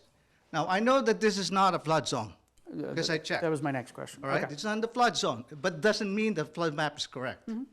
Because when I was in Quincy, there were a lot of places that flooded that were not in the flood zone. So, and the FEMA, the ones who make those plans, they look and review this every 10 years. So if you're not in the schedule, you know, and nobody's complaining about this, right? They're not going to put in the map because they have limited resources. They can only go somewhere. Where's your house located on your lot? Right here. My house is right here. My driveway is at the end right here. It goes there, and my house will be looking at their house. When I open my window. Okay. So I don't know. The neighbors are not affected by it because they're just thinking in terms of the extension. They're not thinking about the flooding. I don't know about the impact of the others, the other houses there, because that's not my concern, but I think they'll be impacted by this. Okay. So, I don't know, permeable paving, water drainage pipes, maybe the pipes that go down here, because this is lower. This is even lower than that. Okay. If you can put those measures in, maybe I'll consider it. But right now, I'm worried about this. What will they do if my house floods more? Who's gonna pay? Will there be an allowance for this if I have to pump and I expend and that my basement is damaged because of this? Who's gonna pay? Understood. Okay, thank you. If I could just Yep. address a little Yep. bit. We certainly will do whatever the planning board requires as far as making sure that it drains in a direction that it's not gonna go towards Mr. Santos. I mean, Ed's the engineer. He's more familiar with that site than I am. Do you foresee? Can I just ask you to come up and use the microphone as well, only because I think that it's important that we... In these situations, we've done roof infiltration systems to take all the runoff from the roof. We can put a swale down the side of the property, and if this is the low side of the property right in this area, we can deflect all the drainage to go down into this area into a swale. So is something like that. But is part of the construction plan to actually build up the Well, the overall water- lot, or? The water table will dictate that. Yeah. So wherever the water table is, we'll keep the basement floor out of that. And so, I mean, at this stage of where we're at, I really can't tell So you. you don't know exactly where the water I mean, table is in relation we've to done that? topography on the lot, but, once we get to planning, that's when we'll start, really worrying about what's going to happen with the elevation of the house. And like I said, usually in this situation, we'll put a swale down this property, so any water that does go that way will get caught in the swale, come down this way, and end up over here. Okay. Yeah, whatever we need to do as far as the drainage, we're certainly welcome to whatever the planning board wants us to do. Just to clarify one thing, I know we talked about it earlier. So if you were to do the land swap, or the reason you can't do the land swap is because there's not enough frontage in I think it's the Riley's parcel to give you the necessary frontage without moving his house, basically? Is that? Is it his It's house? not his house, no. Or A shed. He's got a big shed there right in the corner. Okay. Okay. But even if we did the 8-foot land swap, it's not gonna change anything as far as drainage. If that's- Still will be inquiring about Yeah, but how yeah, to I mean, prevent flood damage. No. I think that's kind of the question or the point that I'm getting to, that, whether or not it would be possible to do the land swap, in which case you wouldn't be here and you'd just be getting the plan approved for construction. It was something we looked into, but it just didn't seem to go that well with the, not that the neighbor didn't want to do it, but it seemed like there were more issues going in that direction than there were trying to get a variance. Moving the shed and Situation so where it looked forth. like, at least to me, looking from the outside, looking in, that this is a situation that the statute really covered almost perfectly, but. Okay. Anybody else have any questions that they have that have come up? I take it you weren't interested in a land swap yourself? You're the next one. My interest is the ultimate project, which is the development, right? They're just using that, different legal mechanisms in order to get a house built. But if the house that will be built will promote flooding and cause my house to have flooding, then I'm not gonna be happy, especially since I'll be the one paying for the damage. True. And I'm using my basement, so it's not. Yeah, I just, conservation is showing that there's no, I'm not saying there isn't flooding, but. Right. So if they went through the process and had a flood mitigation plan, you'd be Well, I otherwise. want to know what it is. Okay. All right, Oh, by the way, just one thing, if you don't mind. The road is bad. This section of the road is bad. I actually asked them to see whether they can be paved. He said, is crack sealant a good strategy for this? I said, it's too far gone. I mean, the road is so bad. So you may have to do this. You cannot have a nice street here and all of this is broken. Okay.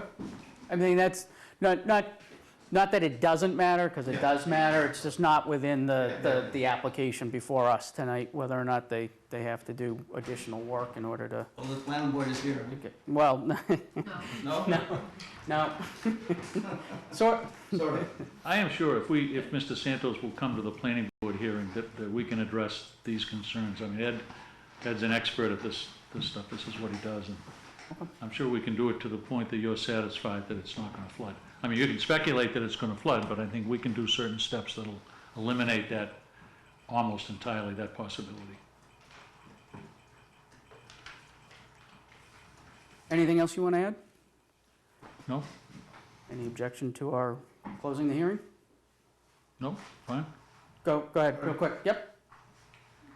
I don't know how the zoning board of appeals work, but can you have stipulations to the approval? We can have stipulations to the approval. I'm not sure the stipulations, if we're inclined to approve it, the stipulations you're looking for can really be put into our approval of a variance to allow them to build on a lot that has less than 150 feet of frontage. In other words, we can put in an informational note that they'll address with the abutters, flooding issues, but that's, just because they get the variance today doesn't mean they can actually build the house. There's other steps that they have to go through in order to get their plans approved and actually get construction underway.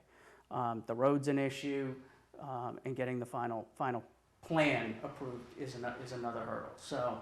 If somebody, like the environmental planner says not applicable, and I can convince her that there should be some environmental check, is it possible to reopen? It's not possible to reopen the variance application. That's what we have before us tonight. So we have to vote whether or not we're going to grant the variance or not grant the variance. If we grant the variance, then you'll have an opportunity to meet with them, meet with planning, and discuss what the actual plan is for the construction and how, water remediation and flooding remediation can be handled. Go ahead. Well, this is the beginning, is what he's saying. We don't approve this and the project goes away, and they're not, so if this gets approved. Even if we approve the variance, it doesn't mean he can actually build on the lot. Right, still many more steps. There's other hurdles he has to get over.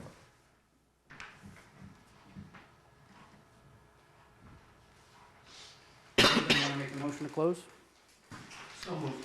Moved by Seconded. Mr. Merlin, seconded by Mr. McCall. All in favor? 5-0. Discuss now, or? Sure. Yeah, let's discuss now, I guess. Steve, you want to start, or? I think I'm in favor of the project. 8 feet. And I think it's not taking away from the neighborhood. It's just one house. It's, will add value, tax base, and for, a few feet, I think it's beneficial. I'm in favor of it, so that's all I got. The 8 feet have nothing to do with the neighbor's objection, so that's all I'll say. That's true. I mean, it seems curious to me that, a shed should be an impediment to a land swap, but, Personal property, they're not under any obligation No, to perform the land absolutely swap. not. They could No. turn around and say, "Oh, sure, we'll give you that 8 feet. I want $500,000." right, no, you're right. It's their own personal land. In all my years on the board, I think this is the first variance request that you actually look and you go through the statute and go, I think this actually meets the statute. My own opinion. I don't have anything to add, so I think you guys have all summarized everything. Motion to approve. Second. Motion approved by Mr. Marlin, seconded by Mr. Cook. Any further discussion? Nope. All those in favor? 5-0. Thank you very much. You're welcome, thank you guys.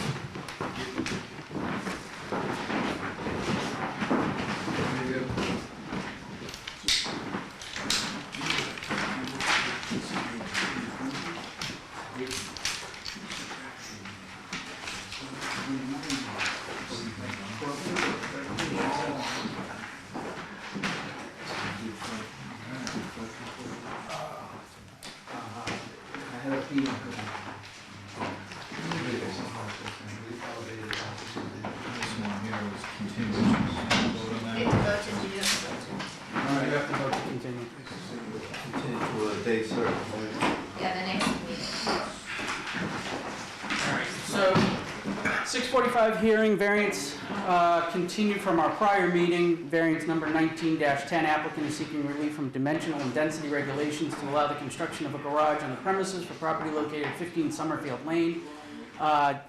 Applicant has asked that we continue the hearing further till a meeting at December 17th at 6:35, now that we've got something on, Okay. right?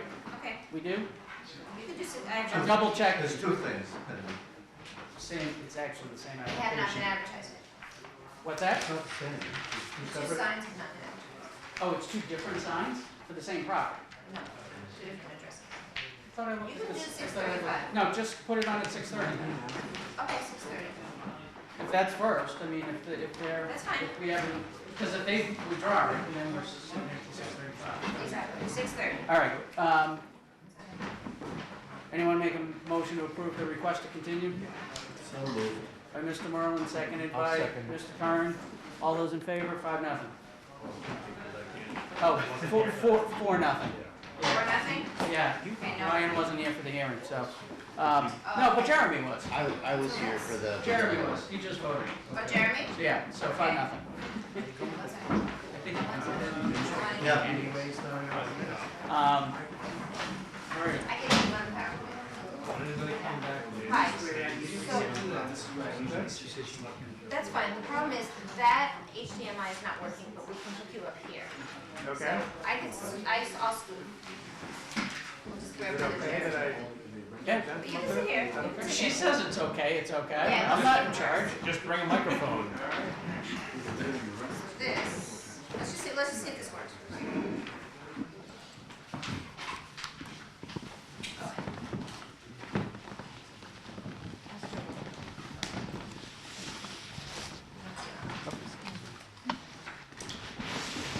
Do you want to sit over there then? It's Or on. do you need something hooked up over here? There it goes. No, well, She's gonna move over there, so do you want to Oh, okay. sit over If there, this or? oh, okay, usually the applicants. I know, but they're gonna sit That's here not now so working. that they can use Okay. the That one's not working. screen. If you get this okay. on, it's on. You just jiggle the. Is this on? No, that's not. Oh, it's not in, sorry. Oh, there you go. Yeah, Mike and I tried it, it's not working today. It's gonna be fixed. It's gonna be fixed. It's on a work order. It's on a work order with the town. Oh, there it goes. Here it goes. So if you click on this, I'm gonna move. That's it, right here. Okay. That's yours. Wow, all right. That's your PowerPoint. Let's see if it works.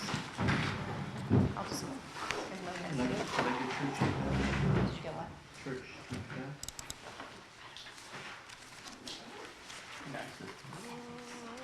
Everybody set? Did it work for you now? All right. Did it disappear again? 650 hearing for comprehensive There it permit is. number 19-14 Stephanie knows Avalon best Easton about this. 2 for She property does. located at 49 Robert Drive. Sitting on this hearing to my far right, Steve Merlin, to his left, Tim McCall, to my left, Ryan Cook, and to his left, John Curran. Not showing up. Michael Splain, Chairman of the Zoning Board of Appeals, and Mr. Secretary, if you would care to read the...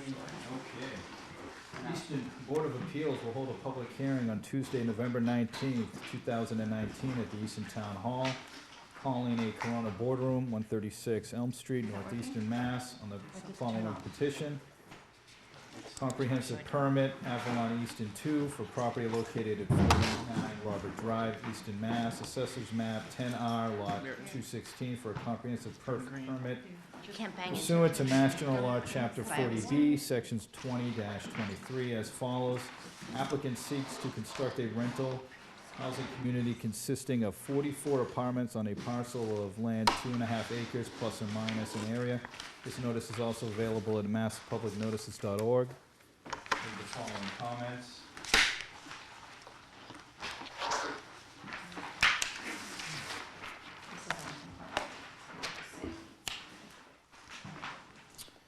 Environmental planner, not applicable. Police department recommends. Historical, not applicable. Affordable Housing Trust, recommended. Board of Selectmen, the Select Board on July 22nd, 2019 voted to approve a supplemental memorandum of understanding and a letter of support and local initiative project, the LIP, amendment for this proposal which was included in the material submitted by the applicant to the ZBA. They voted to recommend. This is it. Should I read the whole thing? Or? No, I don't think they have to. Just there. The planning board voted to recommend. Okay. Going this way? No. You're up. I'm up? You're up. Okay. Am I speaking into this? Is Yes, this, please. okay, great. If you would, do you want the stand so you don't have to hold Sure. it like you're Ray, on do you stage mind? somewhere? Almost there. Awesome. Not on the camera, it's just there. I think you can move it around. Yeah, I think he is. Okay. There too. Yeah. I think it's the whole table. Okay. Okay. Go ahead. Oh, great. Thank you. First of all, I appreciate your time this evening. I know it's been a long night, but I appreciate the Patient. appreciate the opportunity to be here. I'm Michael Roberts with Avalon Bay Communities.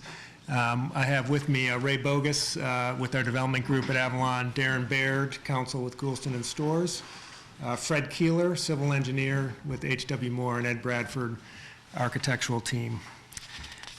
So I wanted to kick things off tonight by just giving you a brief overview. Introduction to Avalon Bay, I'll just spend a minute. More importantly, get into the details of the proposal. And then most importantly, we'll look forward to questions or comments that you all may have.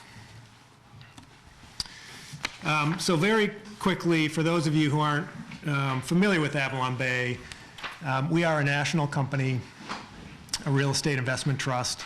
Our only business really is to build, own, and operate multifamily rental communities similar to the one we're proposing tonight. We are a large company. We have over 85,000 apartments throughout the country. I think what that brings to the equation is experience. We've been doing this for over 25 years. Reputation and knowledge. We really know the markets that we're involved in. And we'd like to think we've established and maintain a high level from a reputation standpoint within the industry.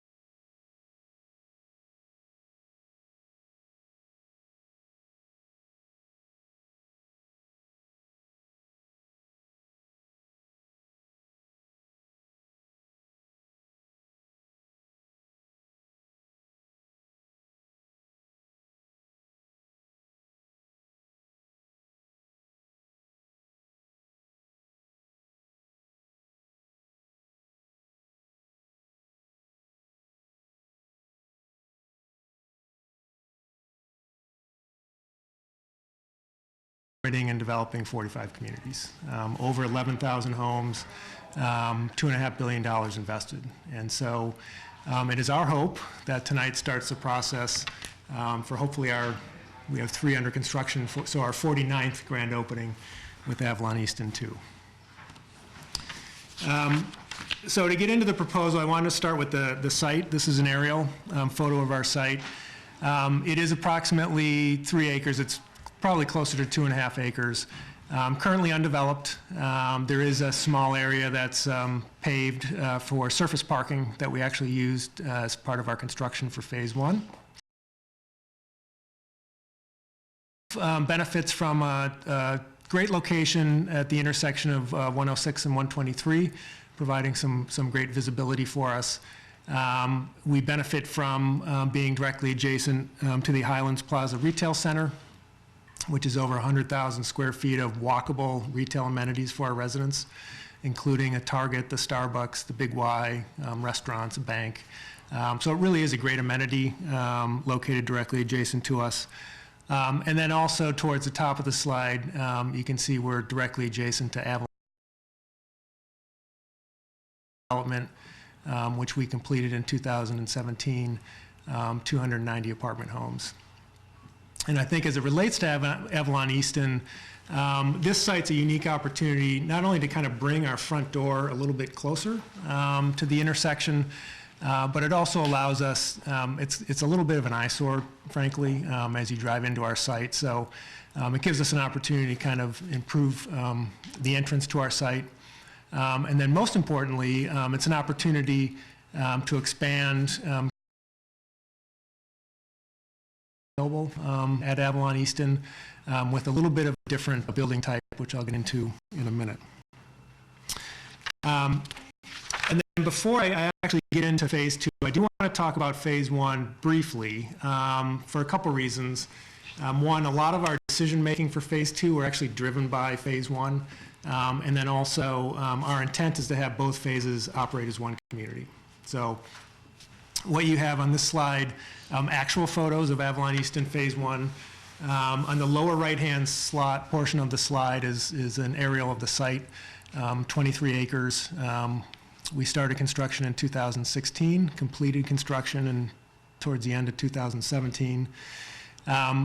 We have, again, 290 apartments. There's two different building types here.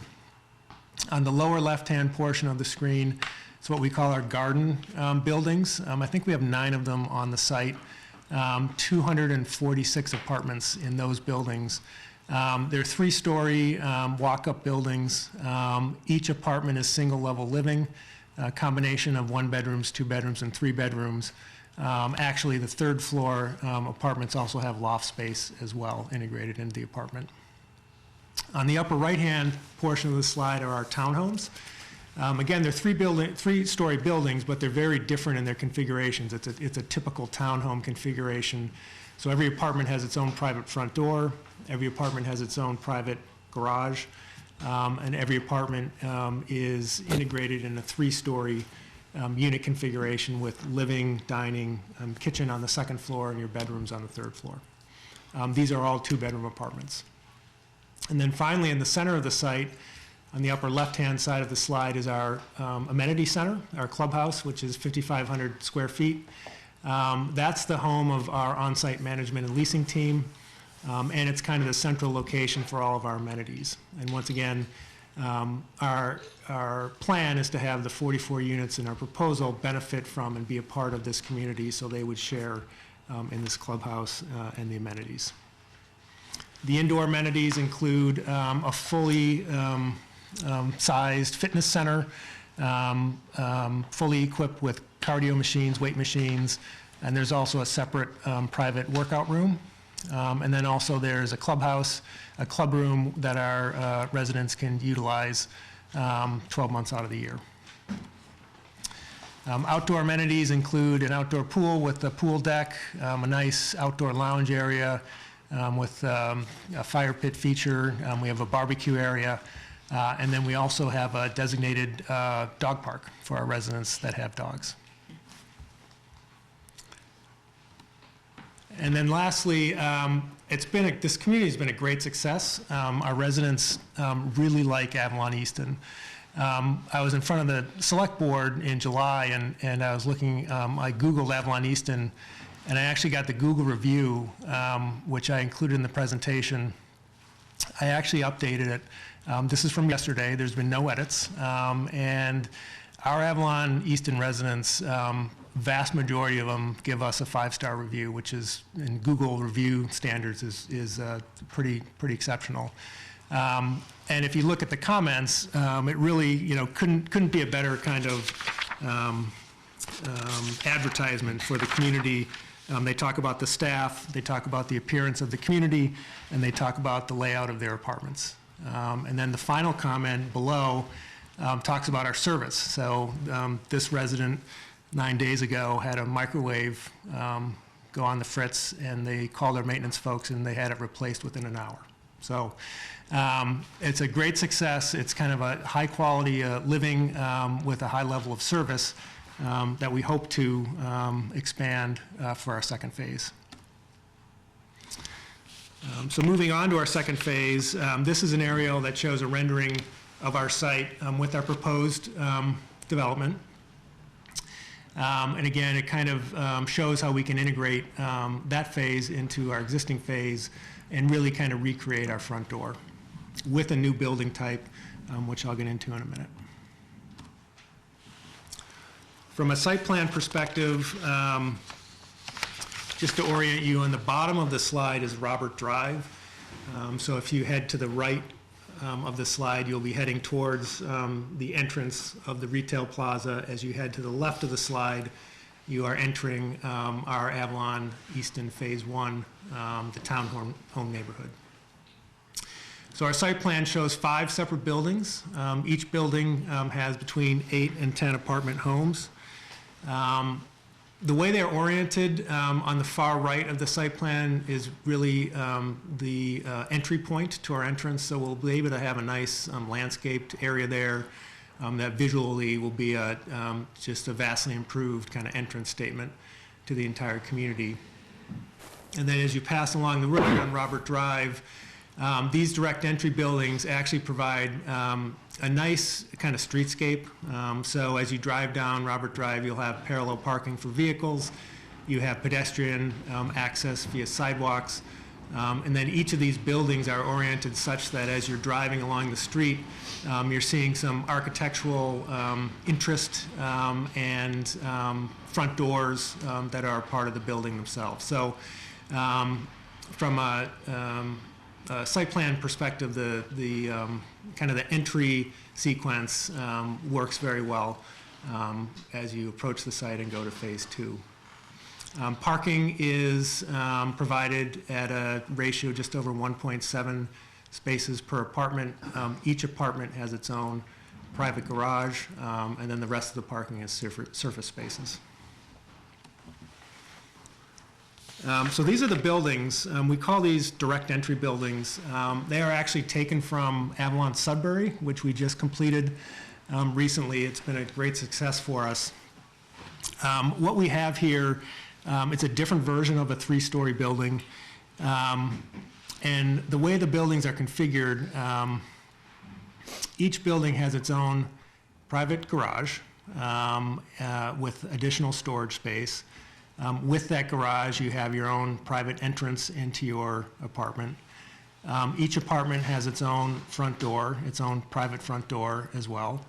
And so there's no common area, there's no common space. So there's a level of privacy that I think is considered a positive for a building of this type.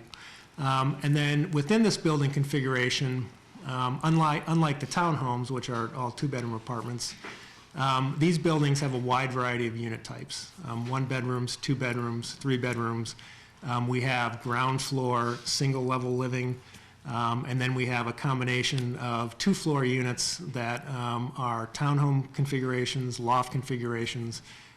So there's just a lot of variety within these buildings provided in a direct entry product. And then they'll also benefit from just our latest generation of high-quality finishes. So the living spaces and the bathrooms will all be nice oversized areas with hard surface flooring. All the bedrooms are nice-sized bedrooms with walk-in closets. The kitchens have all the modern appliances, quartz countertops, full-size washer-dryer in every apartment home. So it really kind of finishes off the experience by providing a great living space for our residents. Every apartment also has an oversized outdoor space, whether it's a ground floor patio deck or an above-grade actual deck access from the unit itself. And so this last slide just kind of shows the goal here with phase 2 to just kind of complete the picture of Avalon Easton with 3 different types of 3-story buildings that all we think will work very well together, and most importantly provide just a nice variety, additional variety of choices for our residents from a building perspective, a unit perspective, unit size perspective. We really think that there'll be kind of something for everyone here. So that's really the completion of the formal presentation. Again, we appreciate your time tonight and look forward to any questions or comments. Okay.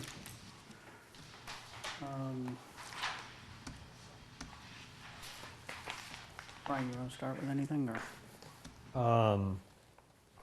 I was going through the calculations on the sewerage capacity, so it looked like potential increase in sewerage to bring projected max capacity to 56,382 gallons per day. In our agreement with the town of Mansfield to be able to serve 165,000 gallons per day.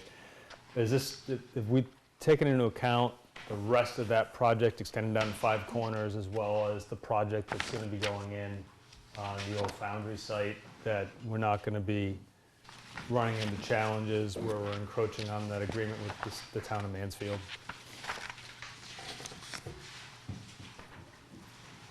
Yeah? The answer is yes. Okay.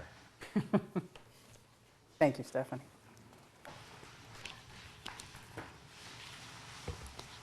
That's it for now. I have reserved the right to ask more questions. No problem, no problem. Steve, you got anything? Couple of things here. The information I picked up is you're gonna have 5 3-bedroom units in this phase, is that right? I didn't see it on the slide, the 3 bedrooms, but. Yeah, we've got. And one of those is affordable, is that right? Yeah, so 5 3-bedrooms in total, yep. Okay, and out of the 44, 25% or 11 units have to be affordable, is that right? Correct. That's the same ratio as in the main project? Yep. Okay, and since I spent 8 years on the Affordable Housing Trust, my last memory of numbers are that the town is still under the 10% that the state wants us to have affordable units, is that right, Steph? Currently, we're at 9.7. 9.7, and these 44 would put us over? Bring us to 10. Okay. So what that means is, in round numbers, we have 9,000 full-time housing units, is that right? It's 8,800 or something like that right now? I'm sorry, I don't know. You the don't number know? off the top. Okay, yeah, my memory is 9,000 was high, and therefore you need 10% of that, or 900 to be affordable. But that's based on the 2010 census, so in 2020, there's gonna be a new census, and all the building in the 10 years is gonna change that, so I always call it the fictitious or the elusive 10%, so, even though we might hit 10% with this, we're gonna be under again once they do the new census, is that right? Right. There are other projects Yeah. that have been permitted that will help bring the town back up to towards the 10%. And I don't have it with me tonight. I didn't expect the question, but we do have and can provide the board with a breakdown of the number of units that will be needed. Okay, are there, I didn't see what the select board did, but are the mitigation funds that are coming to the town with this project? Yes, there is a memorandum of understanding. Yes. Yeah. Go ahead, you can. Sure. There's a memorandum of understanding with the mitigation package of roughly $770,000.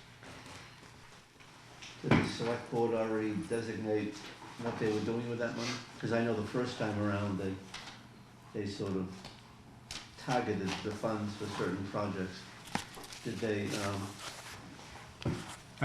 have they said anything yet about what they wanted to do? Yeah, in the memorandum, it outlines utilizing it to some extent, well, it leaves it open, but it does outline a designation for the sewer expansion project and other mitigation. You know, since I'm only reading Stephanie's memorandum now, because I only got it tonight. What does the 44 units and 1.7 spaces, so that means there's, what, 75 parking spaces, so you get 75 more cars. What does that do to that area as far as getting out into Foundry Street? Yes, and so there was a full traffic study done with Phase 1. And as part of that traffic study, we were required to, at 90% occupancy, do a real assessment of traffic based on real counts. Yep. And to make sure that the traffic was working according to plan. Our traffic consultant did do that updated study, and they determined that we were actually 30 to 40%. We had 30 to 40% fewer cars entering the traffic pattern as was indicated in the study. And so they took those findings, they did an estimate for the 44 apartments here and determined that even with the additional 44 apartments, we'd still fall under that original study that was included in the comprehensive permit application. What's the occupancy rate for Phase 1? 97%. And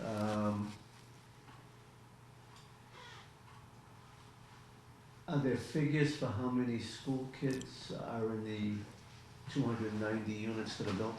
What is that? Yes, so the town did a study and found that in the 290 apartments, we had 55 additional kids to the. So 55 out of 300, so that's 1 in 5. So for about 8. 44, you're going to add 10 kids, 10 kids? I think it's 8. I actually did the math while I was waiting. Okay. And this is probably getting a little particular, but was there any indication as to whether or not those kids relocated from other places in town versus moved in from out of town? There were others. That does not include children that relocated from in town. Okay, These so are those 50 numbers are just new families to town? New families to Gotcha. town. Okay. Yep. Do you have, since Mike asked you that question, do you have figures for the initial rentals of the 290 units? How many came from Easton to there versus outside? If you have them. I don't have them off the top of my head, but we did have a large percentage of Easton residents come live with us. We know that.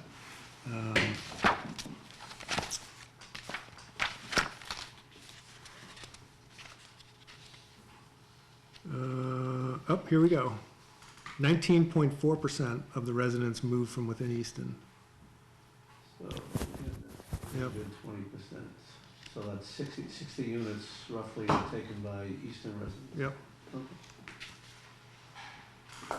Okay, I'm good for now. No, nothing else, no? I have a question for Stephanie.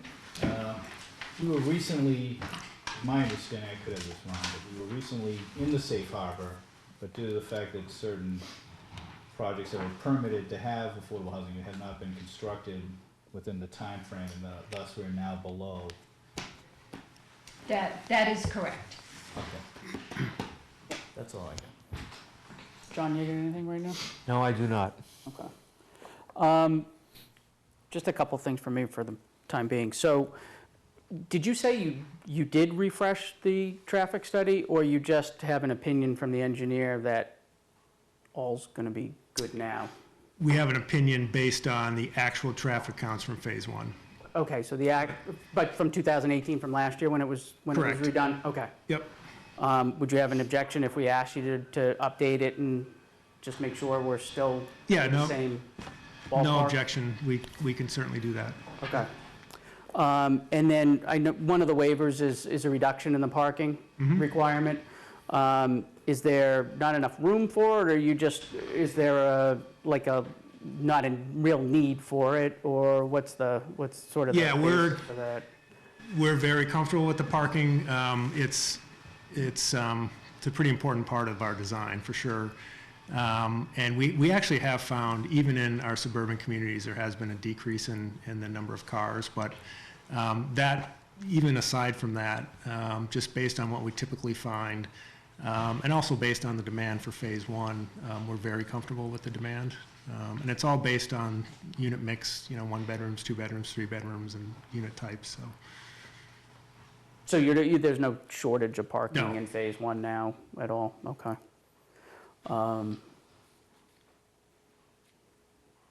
I don't have anything else at the moment. Are the figures on how many people take the commuter train? I assume they would go to Mansfield from there, because they're not gonna drive through 5 kilometers to River. Yep. Are there figures on how many people take the commuter train? I don't have that off the top of my head. You can. Are there any additional requested waivers you're asking for that are different or beyond what we were requested during Phase 1? I could turn that to Darren. I know there was a comprehensive list in the application. But I'd like to know if there are ones that are different than have been requested part of Phase 1. Yep. Yeah, we're looking at the same general basically waivers? the same general type of waivers. I mean, it's distance between, various housing units, because you have certain minimum distance requirements on the same lot. It's where your parking can be located, relative to sidewalks, stuff like that. There's also, requirements because of the district you're in, right? You're an industrial district, so you actually need a waiver to allow multifamily residential in this district. Correct. So it is the same type of waivers. There weren't really any truly new ones that weren't in the same subject matter. Okay, fair enough, because I think you were the only one that's out on the initial hearing, if memory serves, so. And for what it's worth, we took on the waiver list, we took a holistic approach to Phase 1 and Phase 2, realizing they operate together. So some things around like length of driveway and, distance between units, we wanted to make sure we were treating that lot line as it sits between Phase 1 and Phase 2 almost as being non-existent, and we were going to ultimately consolidate them. So basically, your waiver list was for the entirety of the project. The key difference was that the zoning changed and a bunch of the section references needed to be updated. Just like to keep you on your toes. It was gonna be really simple till I had to go figure that out. Okay, great, thanks. Mike, Town Council Mike Kennefic, anything that you think we should be asking them to do at this point, or? Not really right now. I mean, it's the first night of the hearing. Yeah. I think the most important thing is you peer review, submit a report, and then you take it from there. Yep. But as far as tonight, I don't think there's really anything that jumps out. Okay. Have we submitted anything for peer review yet, Suzanne? We did, right? Yes. Okay. Stephanie referred to that in her report. Okay. Oh, yeah, very end. Do we have any idea when they might be responding to us? I would think that they would have it within the next week or so at the Okay, most. so in time for December hearing. Yeah, Oh, it's yes. it's a pretty straightforward design. Yep. Nope, I agree. But yes, definitely before their next meeting. Okay, okay. Is there anything you guys want to add tonight? I mean, I think we've got sort of the gist of everything for tonight. And Yep. we can reconvene, I think it's December 17th. December 17th.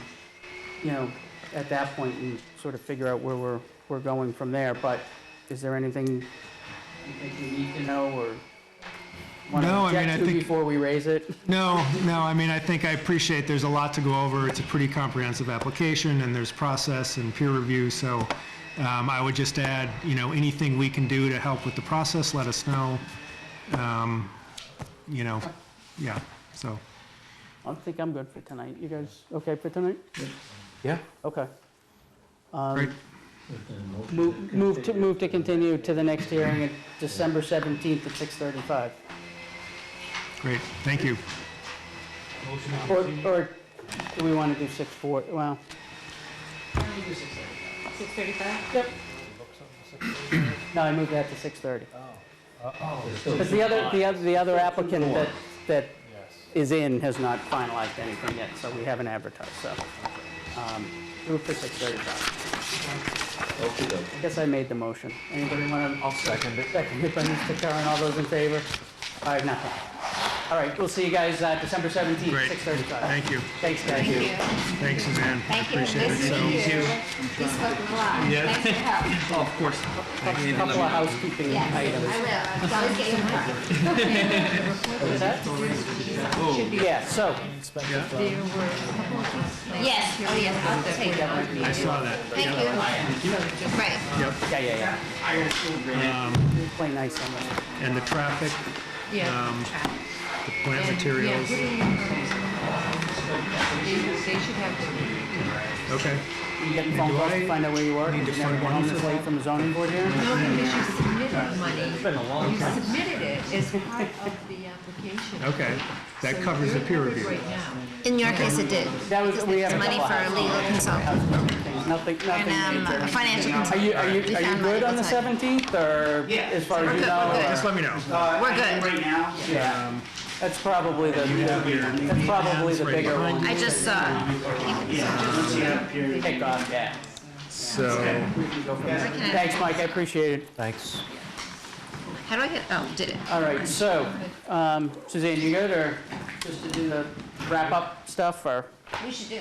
Yes, no, I mean, you all right? I'm good. All right. We have a letter submitted to us by the applicant on Easton Dale Cottages. They've asked us to give a clarification that the construction or the finishing of the basements does not violate the provision in their comprehensive permit, saying that, and the phrase says, upon their construction, the buildings of the project shall be considered non-conforming and no exterior alterations, expansions, or changes shall be permitted without an approved project modification under provisions of 760 CMR 5605, parentheses 11. So I think the way it's written, it was at least interpreted to a certain extent to say exterior alterations, comma, expansions, or B, changes. The way I read it, and my memory on how this was done, was that this was no exterior alterations, expansions, or changes. Oops. Which, if you say in two different ways, means two different things. So the applicant would like us to decide whether or not we feel that we can clarify that, and if, to the extent it's a change in what the permit allows, then we consider it an insubstantial change and approve it. I don't see it being. There's no exterior alterations being done. It's strictly finishing off basements. Don? Yeah, no, I agree. Okay. It's, Somebody want to make a motion that to the extent that we need to, it's an insubstantial change? I'll make that motion. Motion made by Mr. Cook. Substantial change. Motion made by Mr. Cook, seconded by Mr. McCall. All those in favor? 5-0. All right. Anybody want to make a motion to approve the minutes from our last meeting? You gotta be quicker, John. You didn't even get a second in. no.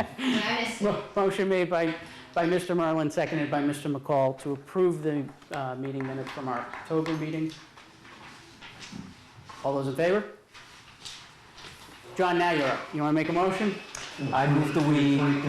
All right, yeah. Move we approve the. So you're thundering. Those dates? Yeah. Okay.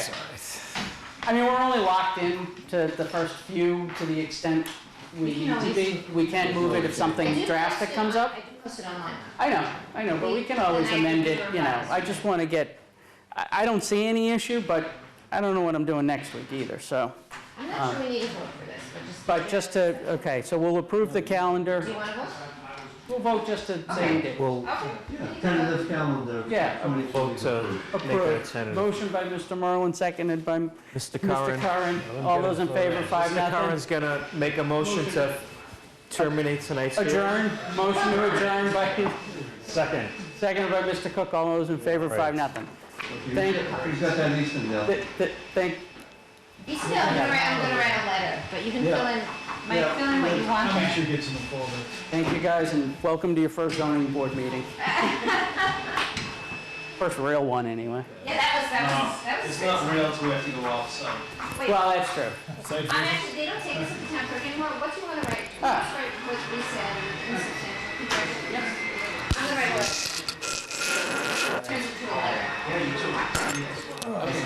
Copy, 2 minutes. If you copy the dance, building department. No, but they were the ones who asked for it. Have a nice Thanksgiving. Mr. Merlin, I'll probably see you around court. Thanks for calling me, Mr. Merlin, when he was about 8 or 9 years old, he testified. Yeah. And he was parents. That's just what I'm used to.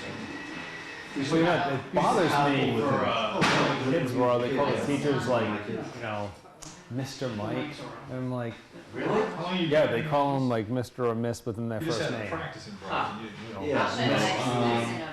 I'm like, and then kids were calling other parents by first name, and I'm like, no, you don't.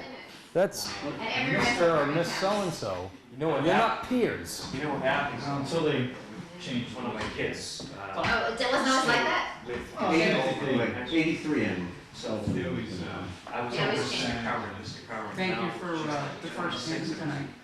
You don't have to call me Mr. Conrad. Yeah, no, I didn't want to. Yeah. She just came. Oh, She told me to say it first name. But there's I didn't want to be here. I didn't want to be a bad guy and then have him come back peer and and say, non-peer. you know. Good, I asked fair questions. Absolutely. But It went fine. kids would be All the way around. some event and they're You know, calling you know, everyone you know else what's by nice first about name, it? and the parents are like, oh no, it's okay. I'm like, no, it's not okay with me. Yeah, they were good, they took So the, they let him say his piece. and Someone left a note there. Whatever it is. Was there something else we were supposed to sign? yeah, this is on Easton Dale. That's fine. I didn't realize it was over there. What should you? Oh, Right down, I yeah. That could be real tough for you if that thing goes the other way. I walked home with, you know, I was the application, and I said, you know what, she goes, I don't care if they put it there. She said, I'll never go, those little ones are always way more expensive, but. Well, I know some people, you know, going back to the Bay Road, and I said something to them, and they didn't know me, so I don't care. So you gave me the, I mean, personally, I didn't really care one way or the other, but you have what There you, was, what there you was wrote? no, I only wrote it there on was the no one. legal Yeah, it's not basis really for a gonna be variance. used. Yeah. They don't What's take that? it anymore. There was no legal basis Thank for you. a variance. I should have been German. prepared to answer any questions. Wayne Matthews didn't have one either. Under the case law. Well, he's creating it. Exactly. I know. That's Yeah, I interesting. think under the topography Yeah, German. Shape of the lot. If you create a variance, you got a problem. I actually read four cases in here. They direct that swale down to the corner, that guy that doesn't want to. Well, yeah, if they don't Designed for variance approval. Well, it was designed as a single lot. The only challenge is. So the guy who subdivided 100 buildable lots, now you're creating